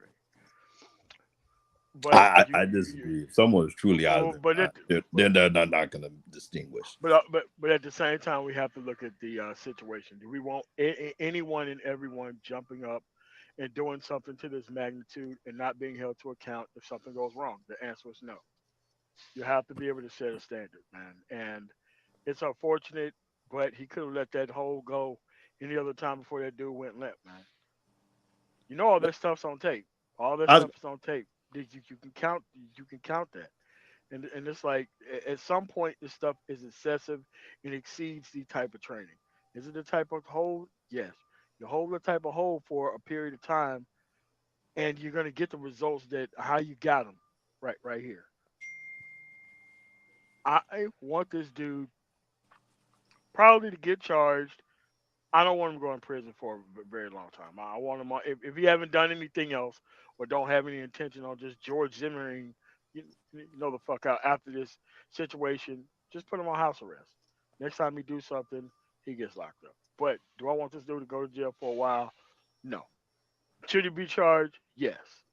He should be charged because you need to be able to set some type of standard that if you misuse training in a very specific way and this is the results, you have to pay for that shit. I mean, people act like they've never seen a homeless person or someone who's not fully there on a metro before. Like, is this really what you want to set the standard for? Of okay, now we have people choking out all the homeless people on the train. No, man, we don't, man. But here's the thing: if I keep a hundred, man, I would rather have seen Jordan Neely in a mental asylum. You got to wonder, why did they close the mental asylums? Why, after felony number 2, 3, or 4, when they realized something was wrong with this dude, why they didn't lock him away with the criminally insane and get him the help he needed? I hear what you're Yeah, you have cuts to mental health and services in yeah, this country. Yeah, yeah, started like with I was Ronald like, Reagan, by the way. right, like I talked about that. I believe different other people we went over that. Like, listen, man, like I remembered when they started shutting down the mental health facilities, and they're like, hey, where are all those people gonna go? We'll either drop them off close to their place of contact, or what happens if they don't take them in? Which literally, Jordan Neely got kicked out of his own house, the house of where that was the last caregiver. And so guess where they go? They go on the street. There are a lot of mental health patients on the street right now, all across the U.S. And believe me, they don't care. They're sleeping there, they're pissing there, they're just walking around, wandering around, zombified. So when you start getting it where people are like, hey, I have no form of training. I'm going out there and I'm going to start playing RoboCop. Hey, you're about to open up a whole can of stuff. So let's say that guy has no training, but then he starts opening fire or shoots a gun. God, and I don't like doing hypothetical. The guy literally, mind you, when I ask people, I ask the question: did Danny fear for his life? But that's the question that anybody. No, Okay. So if you ask that question, but that's the thing I would do if I was the officer on the scene, and Moti would probably ask Renaissance, I believe Trey, even you probably would have to ask, hey, did you fear for your life, man? If you're gonna say, hey, man, he was shouting and screaming belligerent stuff on the train saying, give me food. So how did that get you to 15-minute chokehold? Well, bro, because I mean, I know Marines, man. I know plenty of Marines, man. Okay. I don't, you know, and one thing about Marines that's different from us soldiers is their programming, like they're there to protect, man. Marines ain't gonna sit back and watch. If a woman, is being threatened, if kids are being threatened, or even if a weaker man is being threatened, a Marine is gonna jump into action. I but fought these dudes down in Fort Bliss, man. We were down there when they trained down there. We were training at the Marines, man. They're on some different type of stuff, but they're programmed like to protect, just like we are as soldiers. But they're on a different level, bro. And they see Trey, women that's and not children true. being. but here's the Come Trey, that's on, thing. not man. true. You know But but jarheads, It's, man. but here's the thing. Here's the thing. Why did he, after when he got to the stop, if he was such a threat, why did all three men get off the train and leave? Just leave him there. Like, Right. if you And see no this person as a CPR, threat, no nothing. New York, no, because it's New York, man. It's Gotham City, bro. but if you see this man as such a threat and you're jumping into protection mode, wouldn't you think you want to wait till the police got there? And Yes. Not New York, bro. I go to the police station and turn myself in. All right. that So doesn't make here's sense for some. No, I'm here's the saying if thing, you man. think Like this him person is, being a Marine is going to count against him it, because he should know better. that's what I'm I Well, saying. mean, Like, if yeah, you it's see going this to count person as, against him. if you see this person as a threat, why are you then going to get off the train and let the threat continue to ride the train and like not wait for the police to be there to actually subdue it? Like that's the whole I'm seeing in the logic of, well, they saw him as a threat and they jumped into action, but then they just left like nothing happened. Well, here's another thing about the training, and this may go against him, but I don't see it going. If I was on a jury, I'd be like, acquit. But combatives, or this new army, BMT, MOT, no, y'all are both old military like me. Combatives is BS. Real world is hand to hand combat. It's to the death. You don't stop until that motherfucker. Excuse my language. The That's other dude is not dead. true. That's not true. That's not When? military doctrine. No, I'm talking about I was in before this whole combative stuff. Hand to hand combat is to the death. Kevlar smash, bayonet thrust, all these different things from hand to During hand a combat. time of war, this is civilian peacetime. That's what I'm saying, bro. What are you trained That's for in the not a military? war zone. No, like, Okay. listen. Okay, if you're dealing with somebody on base, it's going to be different than dealing with somebody in a back alley in Afghanistan. Hmm. That's the difference between the type of force. Now, if this person was out and somebody shot one of his boys and he jumped on him and he kept the whatever on him until the threat was relieved and gone, it's all about the situation and the amount of force that you use. And the Air Force is called reasonable objectiveness. With a reasonable person under reasonable circumstances in all cases would have put a chokehold on that person for that period of time for this instance? The answer is No. no. Well, We here's the bound it. thing, y'all say this, but if you were on that train and your wife or grandmother was sitting right next to you, and he was making physical threats to them, I guarantee you, y'all would move. Y'all would have moved different. Would have did the same No, thing Danny did. no, I wouldn't have.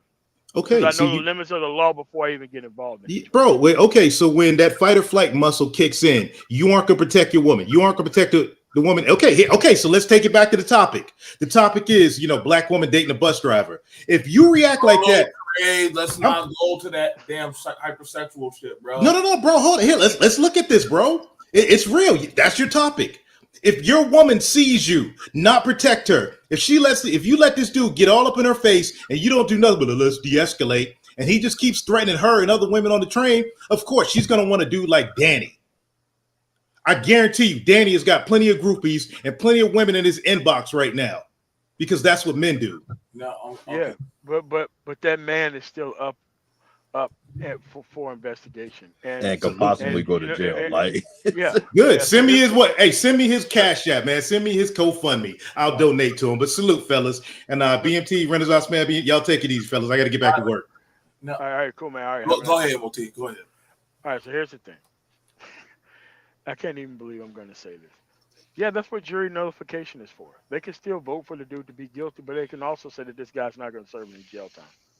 We understood what he did was wrong, but we don't want to ruin this guy's life over. But this needs to be something that needs to be broadcast to everybody. That if you end up killing someone, you need to be able to explain your moves. Nobody can explain a 15-minute chokehold. Nobody can explain that. I don't care. I don't care what happened. Like maybe a minute, maybe a half a minute, 15 minutes, bro. That's a hard thing for me to get up there and try to defend. And then you just walk away too at the end. That's the other thing. Yes, you walked away, total callousness. You didn't even check for a pulse. You just left the dude there. Dude, you're going to jail over this stuff. You may not be going to jail now.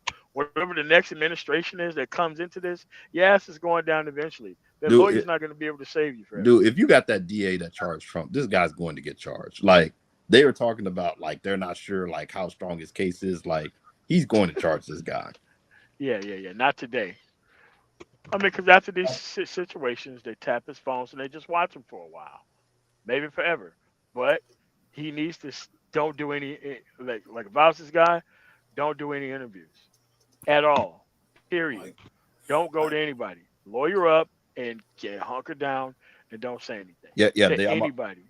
I'm already reading a headline saying that the grand jury could get the case next week. I think what's going on is, and that's why I put out all the information. Like, listen, y'all, and I put it out for what I did. I put it out there that black men worry about who's dating what versus this of your lobbying force. Because see, other groups would be taking this seriously. Other group, I'm telling you right now, you're not going to see no Asian men talking about, oh man, so you don't date the guy who fries noodles? No, they're going to talk about the guy who got choked on the goddamn metro. And they're going to be bringing that up before lobbying part of the, hey man, this better be getting handled right now.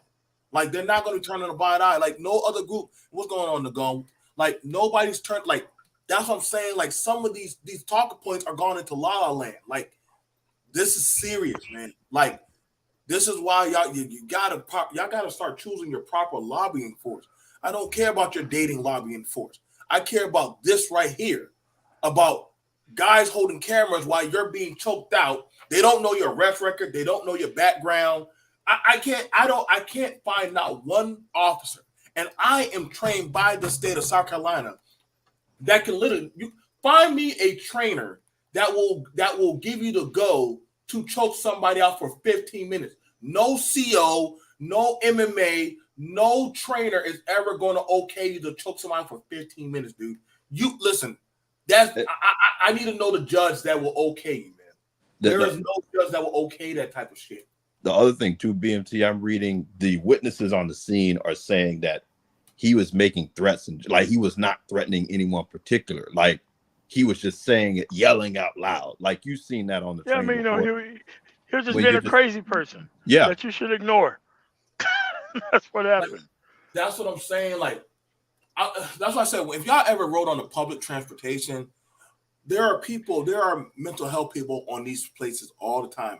The metros, the bus lines, the subway, goddamn, they're all over. Like, you know what I'm saying? Go to Greyhound at nighttime. My God, they hang out there. Oh man, They hang out there. Like, good luck. And I want you to find a reason to say, hey, there was a homeless person over there screaming while his penis was out and peeing on himself, and I had to go over there and snap his neck. Dude, you are going to jail.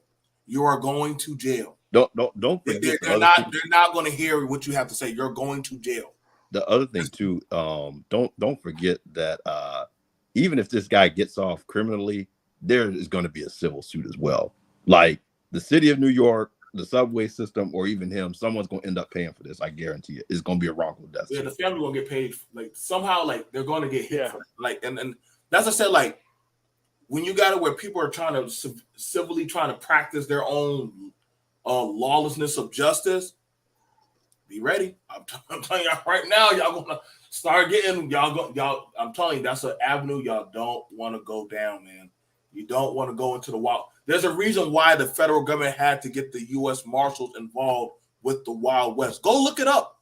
When they started having people, oh yeah, I just started taking the law to my own hands, and I went into a saloon and shot up the whole place.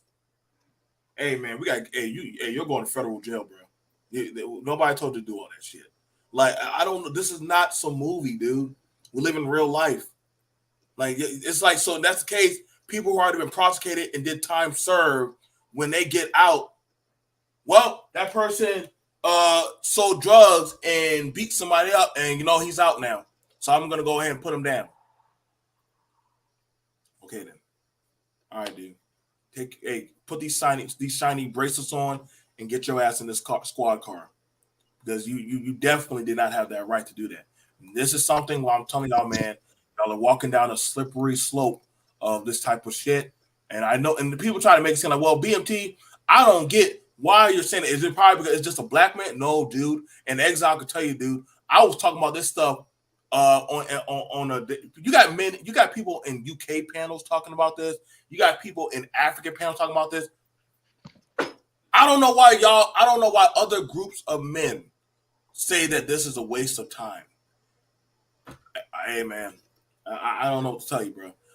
Exile, go ahead, bro. Go ahead, and then we also got David who came back. Oh, man, Patrick, where we said drop the link. Somebody's trying to. I dropped it. I got it. Okay, all right.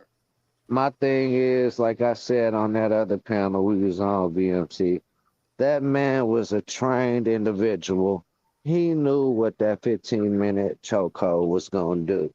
15 minutes, he knew there wasn't going to be no life left in that man. So that's premeditated in my mind. I agree. He knew exactly what he wanted to do. But it's guaranteed manslaughter / third-degree murder. So, I mean, if the dude's dead and he's dead because of his actions, it's kind of, there ain't no, you don't even need self-defense for that. So that's why. I was going to say, the fact that he did it for so long, though, like, yeah, it depends on state by state how long it actually takes to actually establish intent. Because in some instances, like with the Chauvin case, I believe, like, didn't that guy get first-degree murder because it was like, basically, he didn't show up with the whole intent coming there, but like once you're laying put your knee on this guy's neck, it's like, dude, at a certain I think it's still second. Yeah. No, I think it varies by state too, but that's the thing. Actually, the technical. Yeah, the other guy did get charged. Yeah, he did. Yeah, it's just that in these circumstances, you got to be reasonable, man. Do you want 10 or 12 random people? Because if this thing is going in front of a grand jury, he getting charged. Period. Don't even worry about that. Damn straight. It may not even go in front of the grand jury. They're saying it possibly because they usually put him in front of grand jury when it's unknown. The DA might just straight up charge him. Yeah, it's just that like grand juries. I mean, it's kind of like a double-edged sword, especially when it's something questionable like this. So that way, the law can't say that they did it. They try to make their professional juries that they feed and be buddy with, and end up getting charges on a whole bunch of things that they normally never would under any other circumstance. So I have full faith that this grand jury is going to charge this dude. once they look at all the facts of the case. So Man, it's just NYC's going to fucking piss pot, man. No wonder it's so fucked up. what? All right, so it's like we gotta be reasonable with this too. Like all the hyperbole aside, you need to let people be crazy until they pull out a weapon. Okay, Right. you're on a public transportation. You know the type of people that's out there, certified check niggas on the goddamn subway, hang out there all day long. Police know them. Everybody know them. Everybody know them. If you make a move on a guy and you think you're going to kill somebody, or actually do something that you can't justify, you can't justify a chokehold for that long. No one can. I mean, They should get the death penalty. that's not going to happen in this The fact type of that case. I America, wish it did. the fact that America is agreeing with the man that did it is, I think it plays on the fact that he's a soldier mostly, honestly. And and, Man, and for me, I, and for me, that makes it worse. It makes it worse. And I don't really care about most of these people because most of these people are cowards. They are happy that somebody is dead. Yep. They don't really care about the circumstances on the ground. And they yeah, want that type of protection, but they don't want the responsibility that comes with that protection. That's why they're kind of leveraging it onto this guy right here. they'll And always be it's fucking still wrong. cowards because they scared of us. They always been scared of us. That's what that the reason why those people are celebrating is because they want to be able to do that and get And away. fuck them. It is If people taking up for this guy, same thing should happen to them. Fuck them. Okay. All right. So, I'm dead serious. all right, Jordan, Betar, what do you want to add to the conversation? What do you want to add to the conversation? I think that the three guys that did that boy one should get death penalty and that boy should get justice. That's all I want to add on to it because what I saw in the image I saw there is just plain fucking terrible, man. Make my blood boil up and stuff like that. A lot of young black men have been executed and refocusing on who's sleeping with who's fucking who, etc. and stuff like that. We should be focusing on the real issue. I talk about the real issues too, even on my social media, but this is going too far, man. I can't stomach this, man. I agree, but we got to give the process a chance for it to work. It's an unfortunate situation that was made possible by a very specific individual. The only thing we're doing is just but I was gonna say the other thing that I think reflects the whole point is just look at YouTube. Most people, they can't take words. That man's words didn't mean nothing until he manifested them words. So it really wasn't worth even putting a chokehold on him, as long as all he was doing was talking. Now, if he made a sudden move to do something and dude would have grabbed him, cool, but it seemed like the dude that put him in a chokehold made the initial move as far as physical contact in any direction. yeah. I mean, just Yeah, that's why you just can't react a certain type of way because you hear words. Like there is a proportional level of response that you're supposed to give to any type of threat. All right. like people That's don't what your know how to self know shit defense. nowadays. Now, I'm gonna say this. Being a New Yorker, I'm in Manhattan almost every day. Right. I work right in Midtown, right in the heart of the city. In one of the most, in the business, in the center business section of the city. I don't take trains. I drive back and forth, but I've been on the train many times. I can tell you this for a fact, being in Manhattan every day. Um, there've been a lot of attacks. There've been a lot of craziness going on in the trains, and with attacks and so forth, it's one thing. But if there's not an attack, because they try to keep violence down, if there's not an attack, then you're gonna have to justify violence. Right. 15 minutes with a chokehold. Now I trained in Brazilian Jiu-Jitsu, not only here in New York on 23rd Street, but down in Figueiredo Magalhães in Brazil. So I trained down there with Royal Gracie and those guys. I know this technique very, very, very well. Rear naked. You hold So, on to somebody's neck for 15 minutes, you're going to kill them. In fact, Yeah. on Gracie Jiu-Jitsu, they actually have a video where you see Hannah and Carlson Gracie, they're showing you how a kid was wrestling with his friends, and he put another kid in the chokehold. And that's the for kind very of hoes that they teach these officers. Hold on a second. Hold on a second. Put him in a chokehold for a very long time, and the kid died, and they killed the kid, and he ended up getting a manslaughter. You know, he was a kid, so they couldn't hit him with manslaughter the way they did. But of course, they hit him with a juvenile charge and all that, and they knew it was an accident per se. But they know 15 minutes, you hold somebody for 15 minutes, you're out. Once those carotid arteries get enclamped, 7-8 seconds, I could put somebody out very quickly. And I'm a big, strong guy. Man, I just don't like seeing the image. A lot of knowledge. I don't like seeing the image. So hold on a second, fam. Hold on a second. So I'm just going to tell you, in New York City, that hold right there, as much as the problems that we've had, when this guy goes in front of a jury and watch this killing, especially after, you guys, however you guys want to say, after Floyd and everything else like that, this guy's gonna be looking at some time. He's definitely going to be looking at some time, because what needed to be done was excessive. Had I been there, I would have done a descending stomp on this guy's head to stop him from choking this guy out. I would have knocked him out. Exactly. Very cold. I agree. Wait, I was going to ask. Once he had him out. Once the guy's body went limp, he's out. I know martial arts exceedingly well, and I know the ground fighting game extremely well. That's a very dangerous move he did. I don't want to look at it. I just don't. Wait, Nagone. Now, is the strain as dangerous as David is making it out to be? Nagone. What's that? In your assessment, is the New York City subway as dangerous as some people like David have made it out to be? It all depends on where you're going. Some sections were fucked up. There's no doubt. Some sections were fucked up.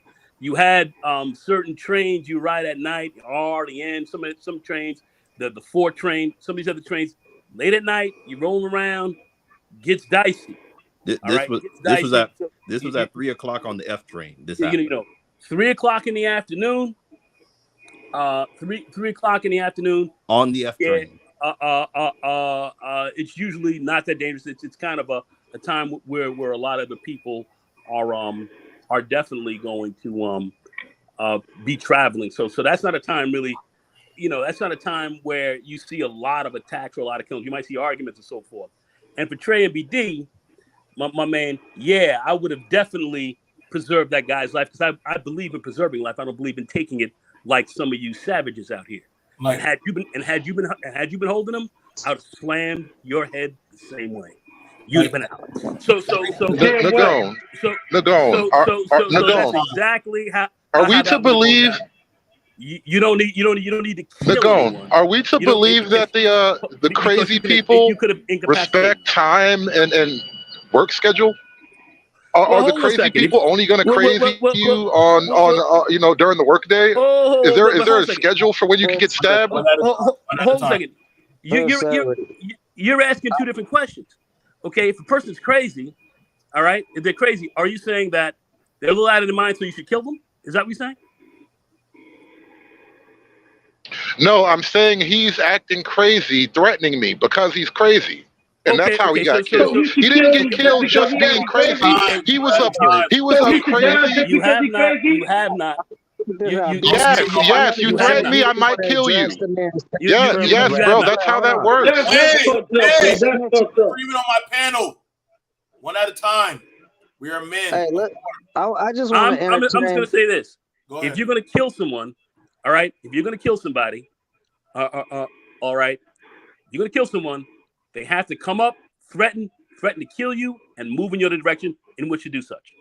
All right, if you're under that type of threat, all right, and somebody is brandishing a weapon, coming up on you and getting ready to move you, a swing on your head and make an attack on you, then you have a right to defend yourself. That situation was different. Okay. And Trey and BD, I don't care about you, no, I'm not capping. All right, 260, 500-pound bench press. All right, you would not fuck with me if you say. Can I ask a question? None of you. Go ahead, Freezo. Go ahead. Believe me when I'm telling Let me ask a question, because my take is, will he get charged on the one hand, it'll be a high-profile case. On the other hand, the way New York has been moving against criminals, letting criminals go, they just let 10 criminals go with 10 of the largest rap sheets in New York. They let them go with this all this no bail reform and all that other stuff. With all this going on, do y'all really think that they're gonna throw the book at this guy, or do you think they'll do what they've been doing? Well, what I think they're going to look at him, is, yes, because they're sending a message. You cannot defend yourself, or anyone for that matter. That's bullshit. Because quite frankly, I just watched a video not too long ago where an individual was at a bodega. Some guy rolled up, swung on this dude's head. The guy turned around, punched the dude in the jaw. The guy hit the wall, went down, and died. All right. The cops arrested him. Hold a second. The cops arrested him. They looked at the tape. So it was a self-defense situation, and they cut him loose. He was gone. It was self-defense. It was over. So the name of the game is, and this is in New York, in the Bronx, in the city. So you can defend yourself. You have a right to do that. The name of the game is, once this individual. So why was the deli worker arrested when he stabbed the guy? Nagone, are you familiar with the other deli worker? No. Are you familiar with the other deli worker, Nagone, who stabbed the guy in self-defense? Hold on a second. Let him finish, baby. Go ahead. Hold on a second. When you do have a chance to defend yourself. If I get my arms around your neck, all right, my arms are 20s, all right, 20s. I put my 20s around your fucking neck and squeeze. You're going to sleep in 7 to 8 seconds. You're out. Okay, you're out. The threat is gone. If I'm on you for 15 minutes, you're done. You're a dead man. Okay, so there's no need for that. So do you really suppose the Marines trained him to take 15 minutes to kill? Do you think that was Marine training? No, he wasn't trying to kill him. You just said it. A proper sleeper hold from a trained guy, you're done. You're done. So the Marines don't train you to take 15 minutes, bro. The Marines don't train you to take 15 whole minutes. And why did he choke him for 15 minutes? Then why did he do that? So let me. Why did he choke him 15 minutes? That's the question. He can't answer that. So the thing about it is this, and I'm gonna go over it easy. It was a 15-minute struggle. Wait. No. What are you talking about? You can listen. I'm going to look at the picture. See that man's hands as he's holding on?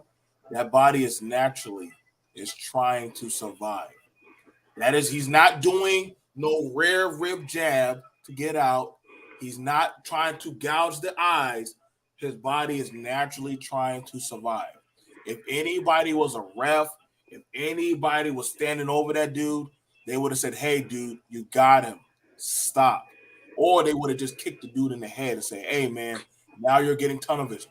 There's a reason why referees during MMA matches stand over and literally they actually will stop the match within a few seconds to a minute because they're like, "Yo, the guy is getting tunnel vision. He went overboard. I'm sorry." Very, very, very accurate. That's why I believe that this is going to be a manslaughter, manslaughter charge. And as far as Trey MBD over here talking smack with his PTSD, listen to me. Let me tell you something, son. I had an ex-wife and children. All right, and protected. I trained in martial arts many years. Learned how to defend everyone. The name of the game is to preserve life, not to be a freaking killer. Not to be some nigga running around thinking he's a badass and want to kill everybody because they don't agree with him. That's dog shit. That's not a human being. Okay. Hey, not a human being. Just want to make that clear. Just want to make that clear. What was the guy that was holding his arm? What was going on there? Was he trying to stop it, or he was with it? The guy's arms were dangling. The dude was out cold. Yeah, he was with it. There was two other people helping. The dude was out. Doesn't make a difference. Let me ask you a question. So if the white guy was so wrong, if the guy was so wrong, why did the other people on the train help him? The other people on the train probably grabbed this guy, didn't know what was going on. This guy had the arm, he had the choke hold. Take a look. It's a rear naked choke. That's what he has this guy in. A rear naked choke, which is designed to collapse. No. Let me rephrase the question. I can't. You're dancing around the issue. Let me rephrase the question. No, we're not. If Jordan was not a threat, if Jordan was not a threat, why were the other guys helping to pacify the threat? Obviously, the white guy wasn't the only one who saw a threat in Jordan. So why did the other guys help him? Like you said, if the white guy was gone, they could have kicked him in the head. Well, once this guy jumped on his back, on him, because the guy was acting crazy. The guy was going out. The guy was acting crazy. Remember, this guy was not in his total right mind. We've seen people out there walking around with their minds ain't right. This guy's mind wasn't right. Okay, we know this. That's not an issue. All right. The key of it is once he got this guy in that hold, once he got him in the hold, and the guy was out. That guy was out less than a minute, and this guy kept holding this dude. That becomes. He wasn't out, Nagone. You're missing the point. He wasn't out. No. They were struggling most of the time. He was not out. Yes, he was. Stop the pressing. Yes, he was. He was out. Go ahead. Show you this. So right there, you see his feet? Those are hooks. You know why they do hooks? Yep. So that way you can take away the legs. So that way they can't use their feet as to kick off their feet to try to reposition. Play the actual video. He is not out in the video that we all have as evidence. He's not, bro. He's out. Listen, what is the appropriate amount of time to choke somebody? Let me know this. Like, if you got somebody in the headlock, right? What's the appropriate amount of time to hold them? This is not hold him 7 to 8 seconds. You don't get what will choke. 7 to 8 seconds, and he'll be out. 7 to 8 seconds will be out. If I got my but this took 15 minutes. It doesn't take 15 minutes to get 15 minutes, my ass. If I put you in a rear naked choke, David, you're going the fuck out in less than 10 seconds. You're out. Right. So my point is he was not choking him. You're out. He obviously wasn't choking him because it don't take but a few seconds. That's a real. So at that point when he's holding him, however he's holding him, the question now is how long is he supposed to hold on to that guy? How long is he supposed to hold on to him?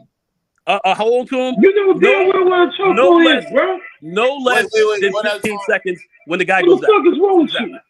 Okay, so Nagone. All right, so you got this crazy person on the train. You got him in a headlock, right? You let him go because the 10 seconds are up. Whatever, right. The rear naked choke. You got this nigga in the cross leg chicken wing, whatever that shit is. And you let him go after 10 seconds because that's the time. And he turned around and stabbed you. Because he's gone. He's already out. His brain has been deprived of oxygen. That's the reason for that choke. Once you get that, he was not out in the video, Nagone. Be quiet. Play the video. Once you sink your forearm underneath that chin, it's over. You got so play the video and you show me the part where he was out. Play the video and you show me the part where he was out because you're making a claim, but you refuse to look at the simple evidence. I'm gonna explain it to you. Easy as I can. When somebody tries play the tape. Play the tape, bro. You can't do that on YouTube, dude. I did it yesterday. You're gonna get a guideline. You're gonna get a community guideline thing. Like 18 or over. It's gonna be restricted to 18 or over. Shut the fuck up, let me explain. Hold on. So wait. So, hey David, go play it on your computer. Go play it on your computer and you look at it. Let me explain it. So I'm explaining it the best way I can in the case scenario. When somebody is trying to do that hold, naturally, you know what they tell you to do? Try to get your hands under there so that way you can create space. Because once you start depriving the brain of oxygen, it's lights out, dude. And once you start blinking out, your body is going to start going in and out of consciousness. So, mind you, now if they get it under here and they get that hanger and they start pulling back and they start kicking their chest and pulling back, right? I'm going to take one hand, put it behind the skull, put it right behind the temple, and push down on you. I'm gonna pull back. Now, mind you, look how he's doing it. He's already rocking back. He's putting him out. Your body is naturally going to start convulsing because the body is trying to get oxygen by any means. That's in water, fire, doesn't matter. Your body is going to start naturally convulsing. That is why a referee, when you start going out, what does the ref start doing? Taking your legs Hey, they start moving you. They gotta get the flow back into you. That's the bullshit. He was going overboard with that move. That's very good description, BMT. And the bottom line is how you try to break that hold is you get your hand underneath your chin, you turn your chin to the right towards the bend of his arm to try to create space to pull yourself out in order to try to get to breathe. Now, that's if somebody has got a pretty good chokehold on you and you're able to kind of get that position. That's defense. You guys are arguing like all these Queensberry rules. Like this is not the point. These are regular people trapped in a metal box, 10 like 1,000 feet below ground. Hey, Dave, be quiet. Nobody's coming to save you. The bottom line very simply is this guy's not trained. I'm trained to learn how to get out of a hold like that. And even if somebody like a Hoist Gracie, all right, or somebody like that would get me in a hole like that, I wouldn't be able to get out of it. Okay. Dude. I wouldn't be able to get out of it. Okay. We're focusing on the hold and not the moment. The problem is this, bro. Stop. No, because you're saying all these like sexy words like rear naked choke. Listen, you're on the train. You're on the train with a crazy person who's threatening you. What are you allowed to do? And he put him in. Okay, if you're gonna put him in a rear naked choke, and the threat is eliminated. If you say it's a threat, okay, and the threat is eliminated, okay, then that threat is eliminated. You let him up, you let him out. It's over. You get the police. Get who you need to get in there, and get this guy up and get this guy on the back. How do you know the threat is eliminated? How do you know that? You're holding him, right? No, go on. You got him in the hole, right? You got him in the hole. How do you know? But was he like out? That's the whole point I'm walking you to. Yes, he was not out. At no point during the video that we all watched was the guy laid out. His eyes were open. He was reaching out. He was trying to get free. He was out. He was incapacitated. David, let me ask you this. He was incapacitated. Why do you keep saying crazy person, but why do you never keep saying trained person? Yeah. Trained person choking crazy person. His training is irrelevant because listen. I'm not trained, bro. So only a trained person can defend themselves. Is that what you're saying? Only trained people can defend themselves. BMT, what's the significance here? Only trained people are allowed self-defense, or only trained people can do stuff? What are you saying? Why are you going so hard to defend? What is the purpose of him being trained? I don't understand why that's relevant. Trained in what? Trained in crazy niggas? You trained in subway combat? What's the training for crazy people on the train? What's the training? Okay. Once you had that guy in that hole and he was out and he held him 15 minutes, watch what that jury's going to do to him. Okay. He's going to get some charge. He's not going to walk free on that. Okay, that's what I'm saying. There's no argument on this anymore. Do the other guys get charged too, Nagone? Because they were helping. This guy. They should get charged. This guy. They were helping.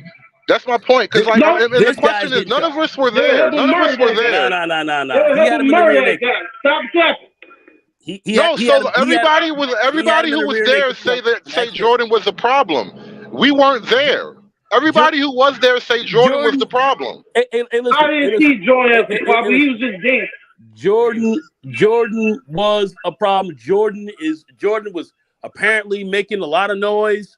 People didn't like how he was being a disturbance. So he was being a nuisance. There's no doubt about it. No one's here questioning that. The question of this whole deal is, once he got this individual in the hole and he held him for 15 minutes in that hole and choked until he was dead, that's where you've got the problem. There was no weapon. He had no weapon. Nobody was being directly threatened by him with a weapon, a gun, or a knife. You can Y'all better hope he didn't have no fentanyl in his system. Y'all better hope he's clean. That was David. I got hope they don't pull up. He got PTSD. He's a crazy man. This man known for hitting his wife and kids. Y'all better hope they don't pull that up on Danny. And then I said, "Oh, stand by your king. Stand by your king, Danny." But I can't. That's fair. Listen, if he was a Marine who was killing Iraqis, that's fair. Bring it up. Okay, so guess what? You can bring up Jordan's background, but you damn sure keep dodging goddamn Danny's background, and I find that very skewed. Yeah, well, I mean, listen, these guys think this way. I'm not trying to sit here and even reason with how Negroes think and how badly they think about themselves. I'm not fucking with that. The bottom line, very simply, is when you look at this case and they bring this guy in front of a jury that they're going to bring him in front of, and they're going to play that tape, that guy's going to have a lot of problems. Okay, he's going to have a lot of problems. He's going to have a lot of problems. That's just like if I was in a bar and I got into an argument with a guy and I kicked him very swiftly on the side of his temple, knocked him out, and killed him. All right, because I got in an argument with him, I'm going down. I'm going down. I attacked this guy, hit him. All right, maybe this guy was talking smack, but I jumped up and used my and used the weapon, used my body to hit this guy without self-defense, and boom, I'm going to be in trouble. I'm going to have to answer for that. All right, one of my good friends, he was a sensei. He blocked a guy's knife swinging at him, and he ran the knife back into the guy. They were like, you should have disarmed the guy. You should have put the knife back into him. All right. And he did. It cost him almost $50,000 just to get out of that case. All right. Just to get out of that one. Okay. Because he almost went down. So there's a lot of things that can go on with this. Was this guy a bit of a problem? Was he a nuisance on the train? Was he that? I'm sure he was. All right. All right. Was he out there running his mouth? I'm not going to do anything. I didn't have anything to eat. Did a whole lot of screaming and started acting like a fool. Yeah. That's disturbing. That's bothersome. That is bothersome. Okay. Did he have the right to kill him when he didn't have a weapon? See, that's the question you have to deal with. And that's the issue. That's what we're talking about. All right. And that's it. All right. And they're gonna have a martial artist up there. You just referred to your whole body as a weapon, Nagone. You just called your body a weapon. And of course your body's a weapon. Okay, so him being unarmed is irrelevant. You just called your whole fucking body a weapon. Of course your body's a weapon if it's trained. So being unarmed is it's a pointless thing to say to distract people who don't have real deep thoughts about this. But if you punch a guy in the face, if you hit a man, if I go in there, I say, Dave, you know something? I don't fucking like you, man. And I woke up, I don't like the way you're talking. I'm gonna fucking bust you in your fucking jaw. And goddamn it, I may really want to do that. But if I roll up and I do that on you and you haven't made a move against me, what's the deal with that? You could be like, Nagone, you this, you that, you this, you that, you this, you that, you this, you that. I get mad at you because you're talking shit, and then I'm gonna bust you in your fucking lip. All right? And if I do that, that's a crime to me. I'm at a crime. Like the man Trey. Nagone, if I see you, whatever, if you saw me and you rolled up on me and you tried to make a move on me, I'm gonna kill you. But the bottom line is, if you don't move on me, I can't kill you. Even though my dick be hard for you to do that, but I can't kill you if you don't move on me. So yeah, that's the reality. That's the reality. Yeah, the man said is, it doesn't matter why is right and wrong is wrong, and what that guy did to that boy is wrong. Point blank period. Anybody defending him, fuck him. Fuck y'all for defending him. I can't kill you because I want to. Y'all would be saying that I can't kill you because I want to. I can't kill you because I want to. Anybody niggas get shot. Niggas die every day in the New York subway system. So no, that's not true. That's not true. I am a New Yorker in Midtown. Well, okay, Nagone. So name some of the people who've been pushed on the track, stabbed in the subway station. Hold on 1 second. You talking out? They should be having trouble too. You're talking out. No, I'm just saying you're a New Yorker. You're a New Yorker. You know Jordan's name. Name the people who. Name the victims. Name the people who didn't make it home that day. Since you know so much, New Yorker. How many? Name the people who didn't make it home. I have the stats. And those people who've done it and been caught, what happened to them? What happened to those people? What happened to those people who've been caught? The crazy people who've been caught doing that, what happened to them? If I could try to get in right quick. Who's been caught? He got nothing to say. Who's been caught? Hold on. Who's actually been caught in the moment? Who's been caught? What do you mean? Who's been caught? Are you saying we have not had a few people who've been caught pushing people on a train or assaulting? No, I want you to explain your case. I made a point. You said you know these things. I'm like, okay, so name them since you know them. Since you know them, name them. Why is that so hard? Get in right quick. You're wasting time. You're a retard. I don't get that. Like I said, that's name them, brother. That's all I ask, bro. You know them. Name them. Like I said, you know Jordan's name. You know Jordan's name, right? So name one of the other people who actually got killed. Because we're talking about the Jordan case. That's what we're talking about. You're over here trying to talk bullshit. Don't even know these other cases, and you're talking to side of the ass like you usually do, because you don't know, but you're up in here talking like a fucking So moron what are the you don't know cases any then? better. All right. So you can't name the people. So what are the cases then? So since you can't name anybody, what are the cases? Jordan killed. I put it in the chat if you want to pull it up, BMT. Jordan got killed by this guy who choked him out. Okay, when he had him in a what we call prone position. He killed him when he was in a prone position. He was in a supine position. He was in a supine position, not prone. Supine position, or they call him prone, where he was in a position where he could be taken out, and that's where he was. He was in a rear naked choke. You're supposed to tap. If you're supposed to tap in the street, there's no tap, so you're out. So you go to sleep. I just watched the video. He was flailing around. Thanks, Friezo, for dropping the video. Okay, guys are gonna try to flail around and get out of there, but he could not defend himself. No, that contradicts your point about the threat being over. The threat was not over, Nago. The threat wasn't over at all. It doesn't contradict my point, because how did the man die? How did he die? Let the coroner tell us that. Let the coroner tell us how he died. Don't you do that? Don't you do that. You don't know nothing. Don't you get up here and tell me what didn't happen.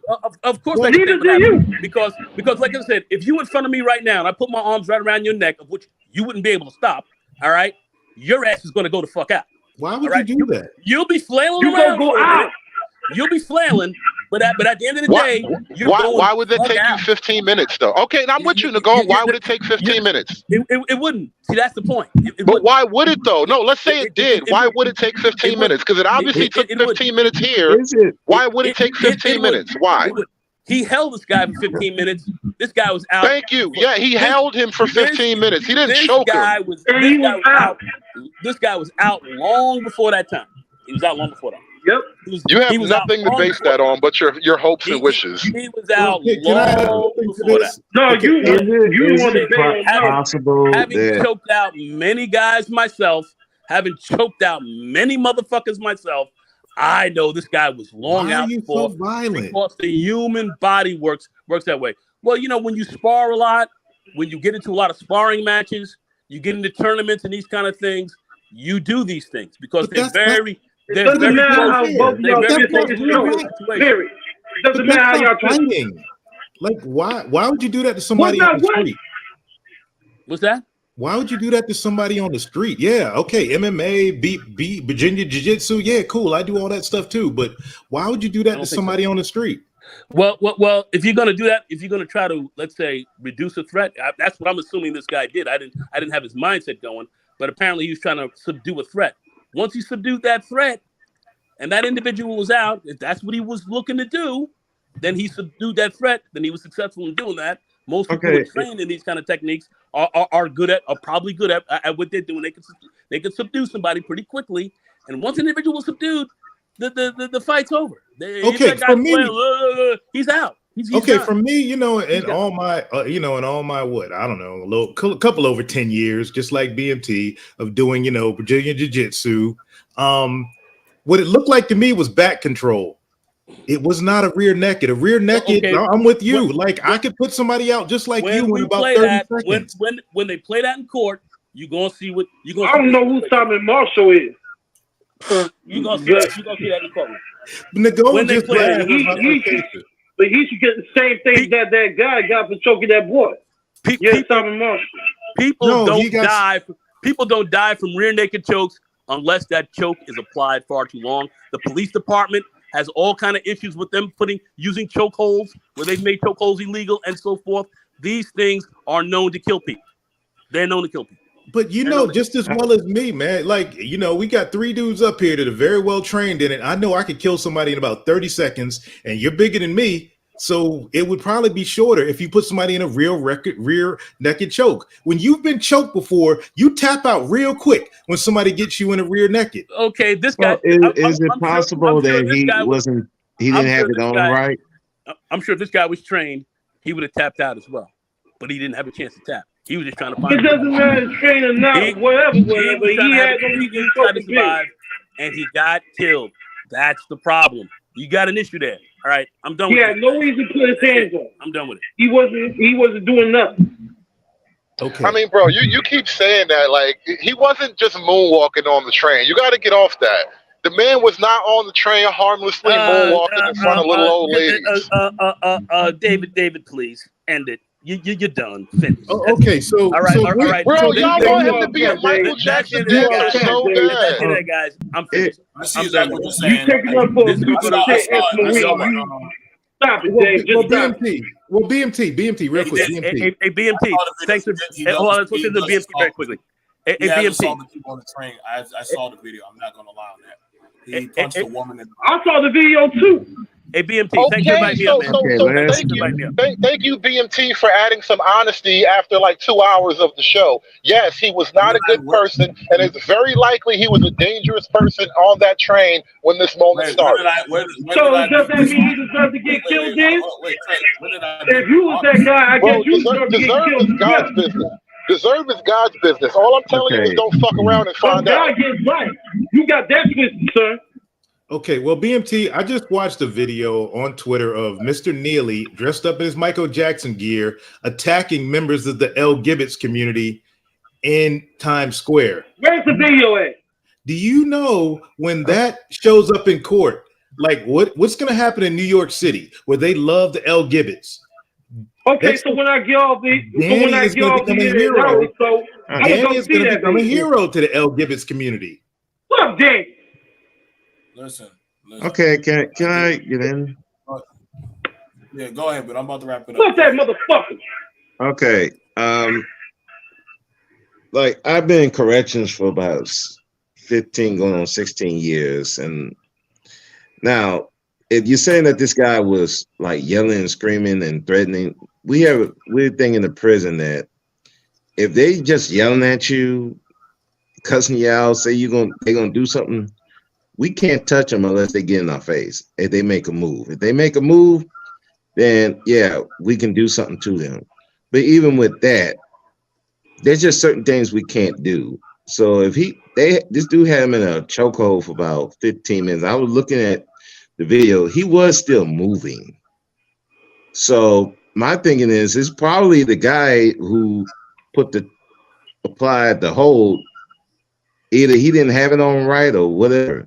Because if Nagone would believe and everybody else saying he should have been gone in 8 seconds or something like that, if he wasn't gone in that time, because I was seeing guys pushing his arm down and stuff like that. Right. So it really means that this guy didn't even have it on right. Like I said, one thing, that's when he's supposed to start, and it didn't happen. So at the end of the day, I'm gonna have to. Huh? Can I ask you real quick? You guys, as a law enforcement professional, at what point in that video did you think the subject was subdued? Well, I think he was subdued when he was grabbed. He was really holding. Well, you said he was. No, you said he was still struggling around. That's what I'm asking. I don't think he was really subdued because he was still struggling, and they were holding his arm down. That's a question. Thank you so much. Thank you. But at the same time, you got 3 dudes around. BMT, I posted a video in the back of him like yelling at people on the train. Yeah, could you? I know you can't do the choke, but you could see him like in people's faces, barking, going crazy. And that's going to be the problem with trying to charge him. Somebody was talking about death penalty. He's not going to get no death penalty. I don't even think he's going to get a murder charge if at that, because again, he's going around threatening people and everybody, because they're going to ask, did you feel threatened by these guys? And most of them probably going to say yes. Bro, there is video evidence all over Twitter, bro, speak of this dude. Now, when you get an inmate and you got like, bro, 9 years of video footage of this dude assaulting Keep that same energy to the white people. Okay. Keep that same energy to the white people. Are you going to treat that inmate the same when he gets there if you know he's more prone to attack people? Okay, well, but Trey, even with that, I cannot touch him unless he tries to make a move on me. No, that's what I'm saying. Are you going to be more on your P's and Q's? Are you going to separate him? Are you going to allow him to get in your space when you know he's prone to attack people? Ain't no threat was allowed, man. Y'all using white stuff, boy.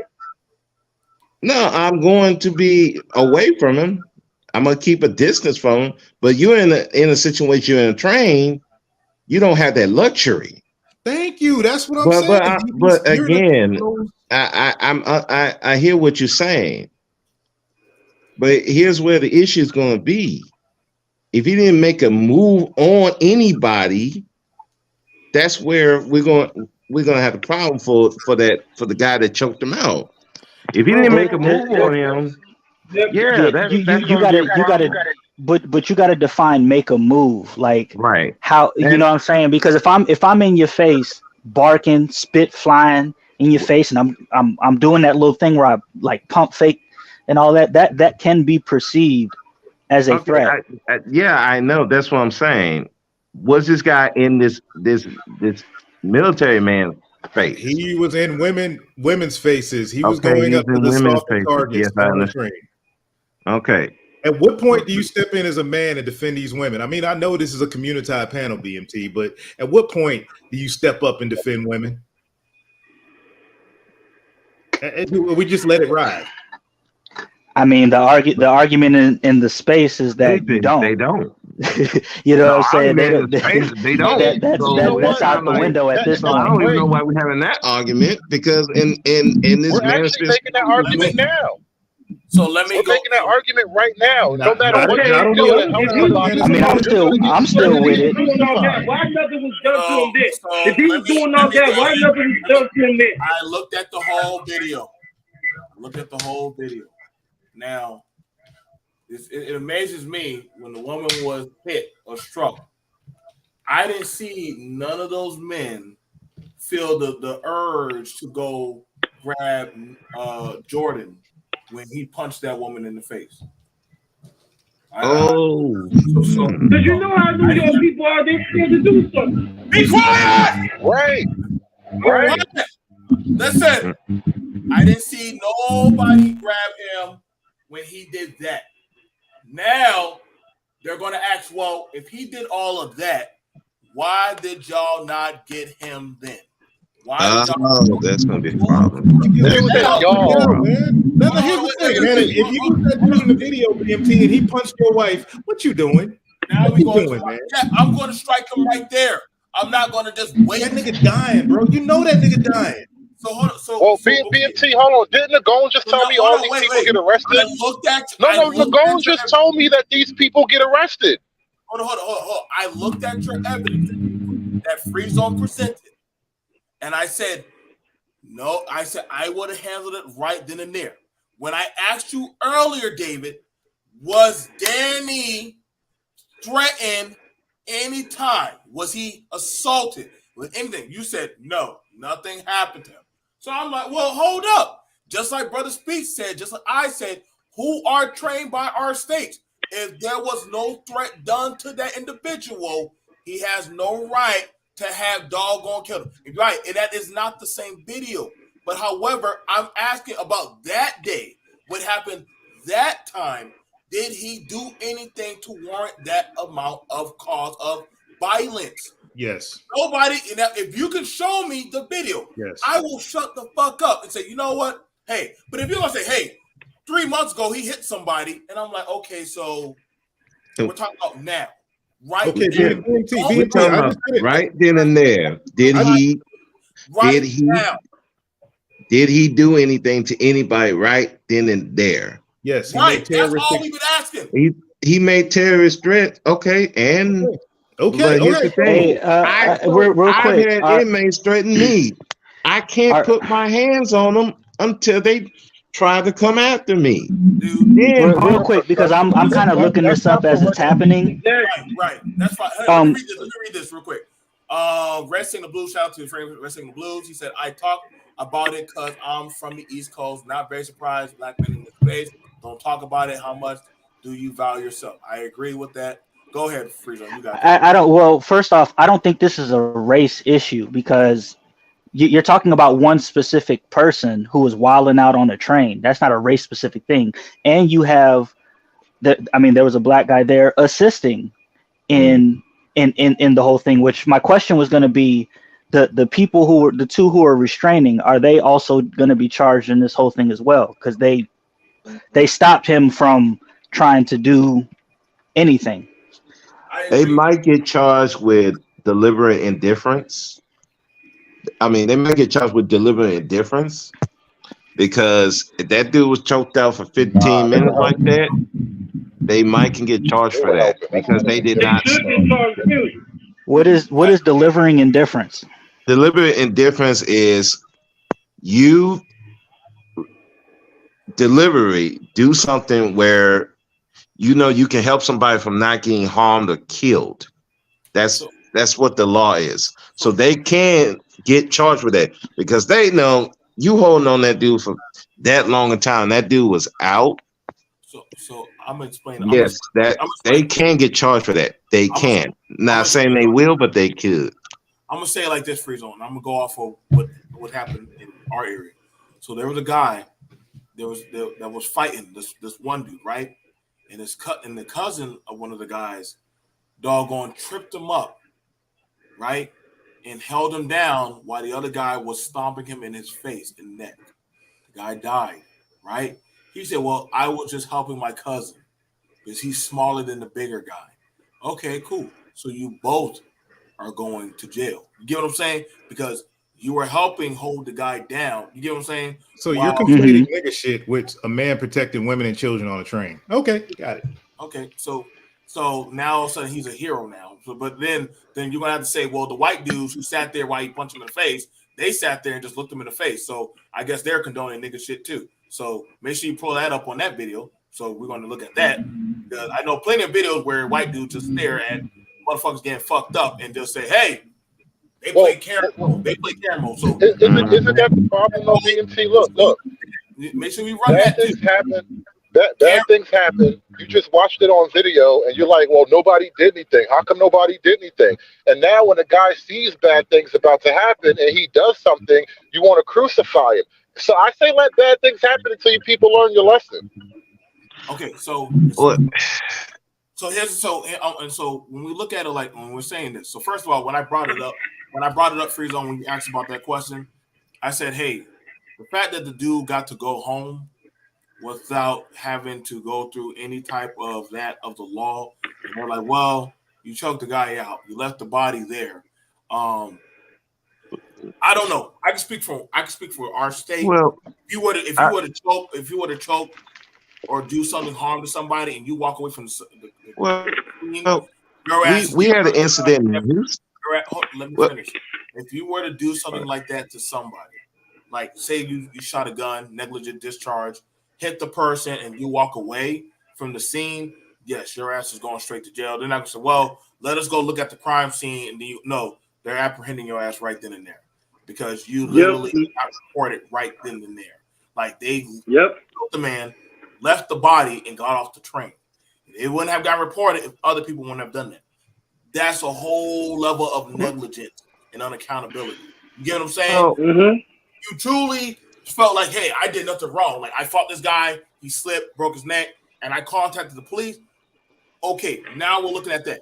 You fought the guy, you beat his ass, he slipped, snapped his neck, and you walked up and went to work, bro. You're going to jail, bro. Like there's no way to talk. So he was let. The police let him go? Yeah, they let him go. They just let him. They let the dude go. You know how the white he stayed at the scene and he cooperated. He stayed at the scene and he cooperated. That goes in your favor more often. Like when you're innocent, that goes in your favor. But also, he wasn't no innocent. No, well, that's for somebody else to decide. I'm just making a case that he stayed and he cooperated. And the thing is, there were probably people on the train like, no, this is a crazy guy. People riding the train know like the crazy people are unpredictable. There is no real cure for this shit. And so I think there was probably a little bit of sympathy.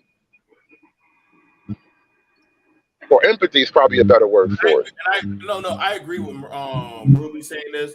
And that's what I said. When it comes to people being homeless, nobody really bats an eye at like, homeless people being abused or killed or done horrific things. Like they don't really bat an eye to that because it's like a lower tier society. So when things happen to them, people are like, kind of on them to kind of handle that. So it's kind of that's one of the things I even brought it up. Like, hey man, like. Then I also talked about agency for like No, BMT. No, can we address that? BMT, hold on. It's not we're not using homeless as a slur. It's people on the left who are using his homelessness as sign of his innocence. He was just a homeless street performer. Like, no, he was a dangerous person with a history of being a dangerous person. You also know, you also attack on his autism. Just like you use a white conservative talking point, Dave. Are you also going to? Bro, I don't care if you got autism. I don't care if you got no chromosomes. If you fuck with me, you get what you get. Your lack of chromosomes is not going to save you. Okay. And you go to jail. I kind of have to agree with his. You know how NYC is. Like I said, I mean, hey, at the end of the day, we report on it. I already brought up other groups of men, when things like these kind of things happen to them, they kind of like don't look side eye against it. They kind of actually act on it, whether it be an illegal or whatever type of group it may be. I don't take black men serious whenever shit happens to them. People just record the camera and say, "Hey, get the click." That's why I be coming around me talking about that black male. What groups of men do this for the nobodies and the worst people on record? Though that's the weird thing. You're making this a black thing. What other groups of men ride this hard for nameless homeless people? Latino immigrants. Yep. Really? Where? I don't really recall. Doesn't matter who they are. Oh no, maybe they. You know what? They do that in America. They do that in America because white people live here. That definitely felt. That homeless kid was a Marine, but you don't care about him and was glad he's dead. That's fucked up on your part, Dave. I'm just saying that you tried it, or I mean, but definitely. I definitely know about that. I think there was a girl in the trailer park community, or trailer. They call it what they call trailer trash. But somebody hit her with a car. You know what? People brought it up. Hey man, they hit that girl. We need to do something about it. We need to get those guys that hit her with the car. Guess what? They said something about it. They didn't care about her status. They just knew that it was somebody who got wrong. That was wrong. Like, hey. People can have the talking point. All I said to black men that, hey, something like this just happened. I noticed people are recording videos of y'all getting dropped, shot, or whatever. If it's not a big deal to you, then it's not a big deal to you. By all means, you have that right not to care. But then don't come around me talk about male agency and shit. But I'm like, well, why should I give a fuck? Why should I give? You don't care, so why should I care? You gotta pick a side or fence to die on. If you're talking about male agency or masculinity and all that other shit, hey, know your talking point. I don't want to hear y'all side and jumping from back and forth and shit. No, choose where you're going to be, and then that's what it's going to be, man. Well, I will. There is plenty of veterans that are homeless. Like I said, some of y'all are wishy-washy motherfuckers in these spaces, man. I don't know, man. Like I get it. It's just entertainment. I agree. You know who taught me that? Shout out to you, Free Zone. You taught me, hey man, this is entertainment. Don't take it too seriously. You're going to lose sleep. This shit. I'm done. I am done talking. So wrap it up. Say what you got to say, so that way I could go on. I was gonna one more question before I dip. Do y'all think that this is gonna roll out the whole? Is this Floyd 2.0? Is this BLM riots and all this stuff, or you think that they're just gonna take it and move on? Oh yeah, it's gonna be big screen TV time. I don't think it's gonna be. It's not as big as Floyd because this dude was actually doing something against people, so that's gonna be the problem. Whereas Floyd doesn't want it either. Floyd wasn't attacking nobody. So that's where it's gonna be. No, it's not gonna be like Floyd, because if you're gonna go ride for this guy after there's reports of him yelling people, hitting people and stuff like that, no, it's not gonna be like Floyd. All people gonna protest. Huh? He did not. He did not I deserve. didn't. He didn't deserve to die. He deserved to die, and I hope he burns in hell. I'm You sorry. deserve to die as well. I just had to get that in. I would definitely say. You deserve to die as well. I would definitely say. Nigga. He did not deserve to die. No, he didn't deserve to die. I definitely think that. Hey, I brought up about male agency, especially for men. Like, hey, are y'all fighting for your agency or not? If you don't care for your agency, it's on you. But BNT. Why is this a black male issue though? I don't get that. But BNT. The whole thing. It's a black male issue. Fight for y'all damn your holes of the universe. That's y'all. The BNT. I don't want to hear y'all. So I don't hear y'all. is it the agency to go yelling and screaming at people and getting in people's faces, demanding food and stuff? If that's part of black male agency too? Because I just want to be sure. I'm gonna help you out with that, brother. Speak, but I'm gonna help you out with that very easily, dude. Because we already know a lot of black men have mental health and trauma. Come on, BMT, come on, don't go there, bro. Come on, BMT.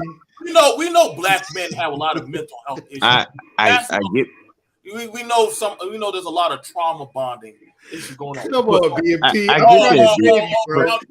get that. Bro, speak. I'm trying to help BMT from getting clipped. Don't get clipped. I know y'all don't do y'all research on this yet. Some of y'all just go follow some of panels. But I actually did the research about this guy. The guy he's autistic and he's schizophrenic, right, David? Do we not look that up, David? BMT, right, don't David? Get clipped, bro. Don't BMT. No. You want to bring up, well, he runs around on the train, brother Speak, and he screams. So guess what? I run on these panels and scream. I don't care about him being autistic. That's not a free pass. But BMT, can I also say something too? We got crazy people in the prison. But guess what? If they go and attack one of the officers, he gonna get put on that ground. We have the right to defend ourselves, regardless whether he's crazy or not. It's crazy. That's the whole point. You're in an institute, right? Are you? I get that. You work for. It's the same with outside. Once you start putting your hands on somebody, you will no longer have those privileges of being crazy, being a woman, being a child, or anything. You are a combatant now. And when you are a combatant, you have the right. I have the right to defend myself. Brother Speak. Where did he attack? As a law enforcement professional, brother Speak, you are held to a higher standard than the average regular citizen. You are held to a higher bar, and rightfully so, because you're entrusted with a higher responsibility. The issue is regular people are not bound to the same laws that your professional workplace government employee rules dictate. So as a regular person, the threshold is a lot lower. You know what's so crazy about that? But the law. Listen to y'all shit. Let me show you this, man, because I heard this shit. Now, me and Trey, when we was in the military, we couldn't talk about this type of shit while we was in the military. We couldn't act a certain type of way outside of the military. We couldn't conduct. Am I lying, Trey? What I'm saying? Could we do certain things outside of the base? You know what happened? Our asses would get taken right back to the base, get chaptered, and probably put in a brig or kicked out of the military. Am I lying, Trey? What type of? Are you talking about having this conversation? Or are you talking? No. I'm just talking about the standard of how we have to carry ourselves. Right? Of course, bro. Okay. But here's the thing: where we're trained, but to give the Marine credit, we're trained to defend against all enemies, foreign and domestic. So Jordan Neely was a domestic enemy, bro. So he gets that's cat. That's cat. Trey. In that argument, I'm gonna say this honestly: when Jordan, then Danny has to hold himself accountable. But whatever the punishment that is dealt out, he has to be held accountable. Like I said, what's his cash? What's his GoFundMe? I got him. Good luck. I look forward to y'all live stream. Yeah, you gonna do that. He's still gonna get charged. I know David gonna say some crazy. Yeah, he's gonna get charged. That's a given. So good luck with that, Trey. Okay, can I speak on the topic real quick though? Go ahead. It's when you put it out there like that, as far as a sister not wanting to date a black bus driver, could it be that Well, you know what you know that I saw the video. Everybody they put up there was black, and you know how queens talk. So, and we are talking black issues here. Now, if a black woman sees a bunch of brothers everywhere they go defending Pook, brothers going ham defending Pook, defending Floyd, defending Arbery, all these dudes that were criminals, could you just maybe think that, okay, in a sister's mind, you know what? Maybe these black guys won't protect me if I'm on the subway and Jordan Neely attacks me. Maybe if I'm with a black man, the black man is going to side with Jordan Neely over a Danny. And therefore, these sisters are going to go find somebody that they know will protect them. What does this have to do with their criminal history, bro? I'm talking about the topic, Jen Adrian, the topic, bro. Like the thing about it was, the main thing about it was, and this is what I just meant by it, okay, man, that I care about y'all men's agency. I care about if y'all were wrong, that literally that society should hold that person who wronged you accountable. That's my whole take on why I push this. And what about Danny's male agency, bro? You can fuck Danny. I don't give a fuck. Because he's white? Because he's white? No, I just yeah. Why? Okay, what about Trey? Trey. Just like Trey. I'm gonna say this. You're Trey, lying, BMT. No, and I'm gonna say this. You got me there. You got me there, Trey. I'm gonna put my black male agency before a white man's agency. Why? Thank you. I'm a black. I'm gonna be honest, Trey. You can hold you're honest.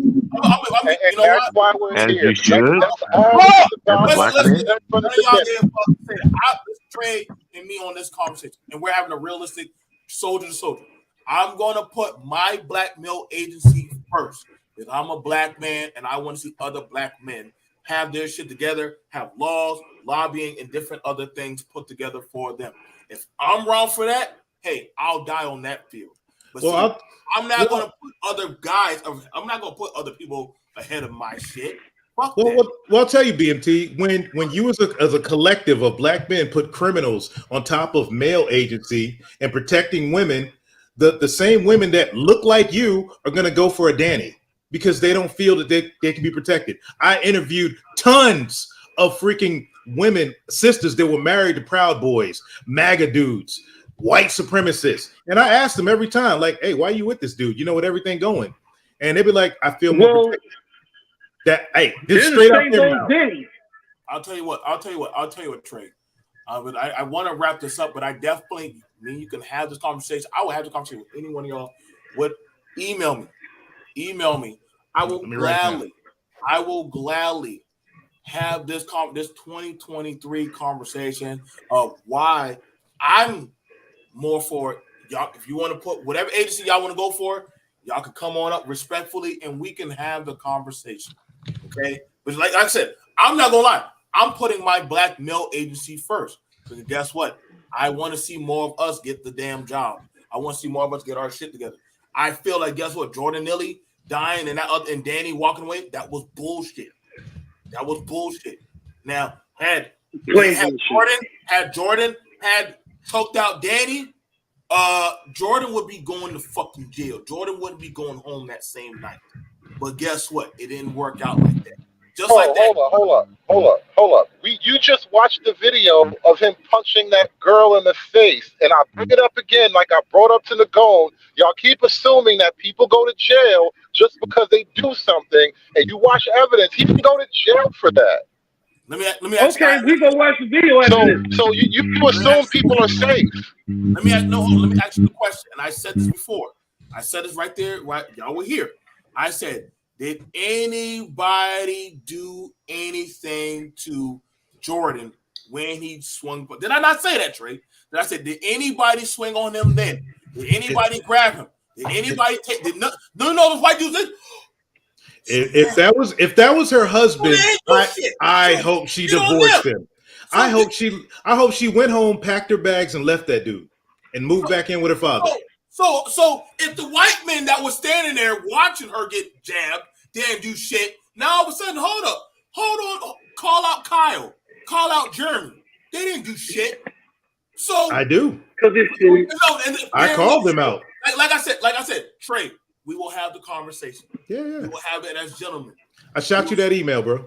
I got it. Okay. We will sit down with our flint matchlock pistols, and we will have the conversation as men. And then guess what?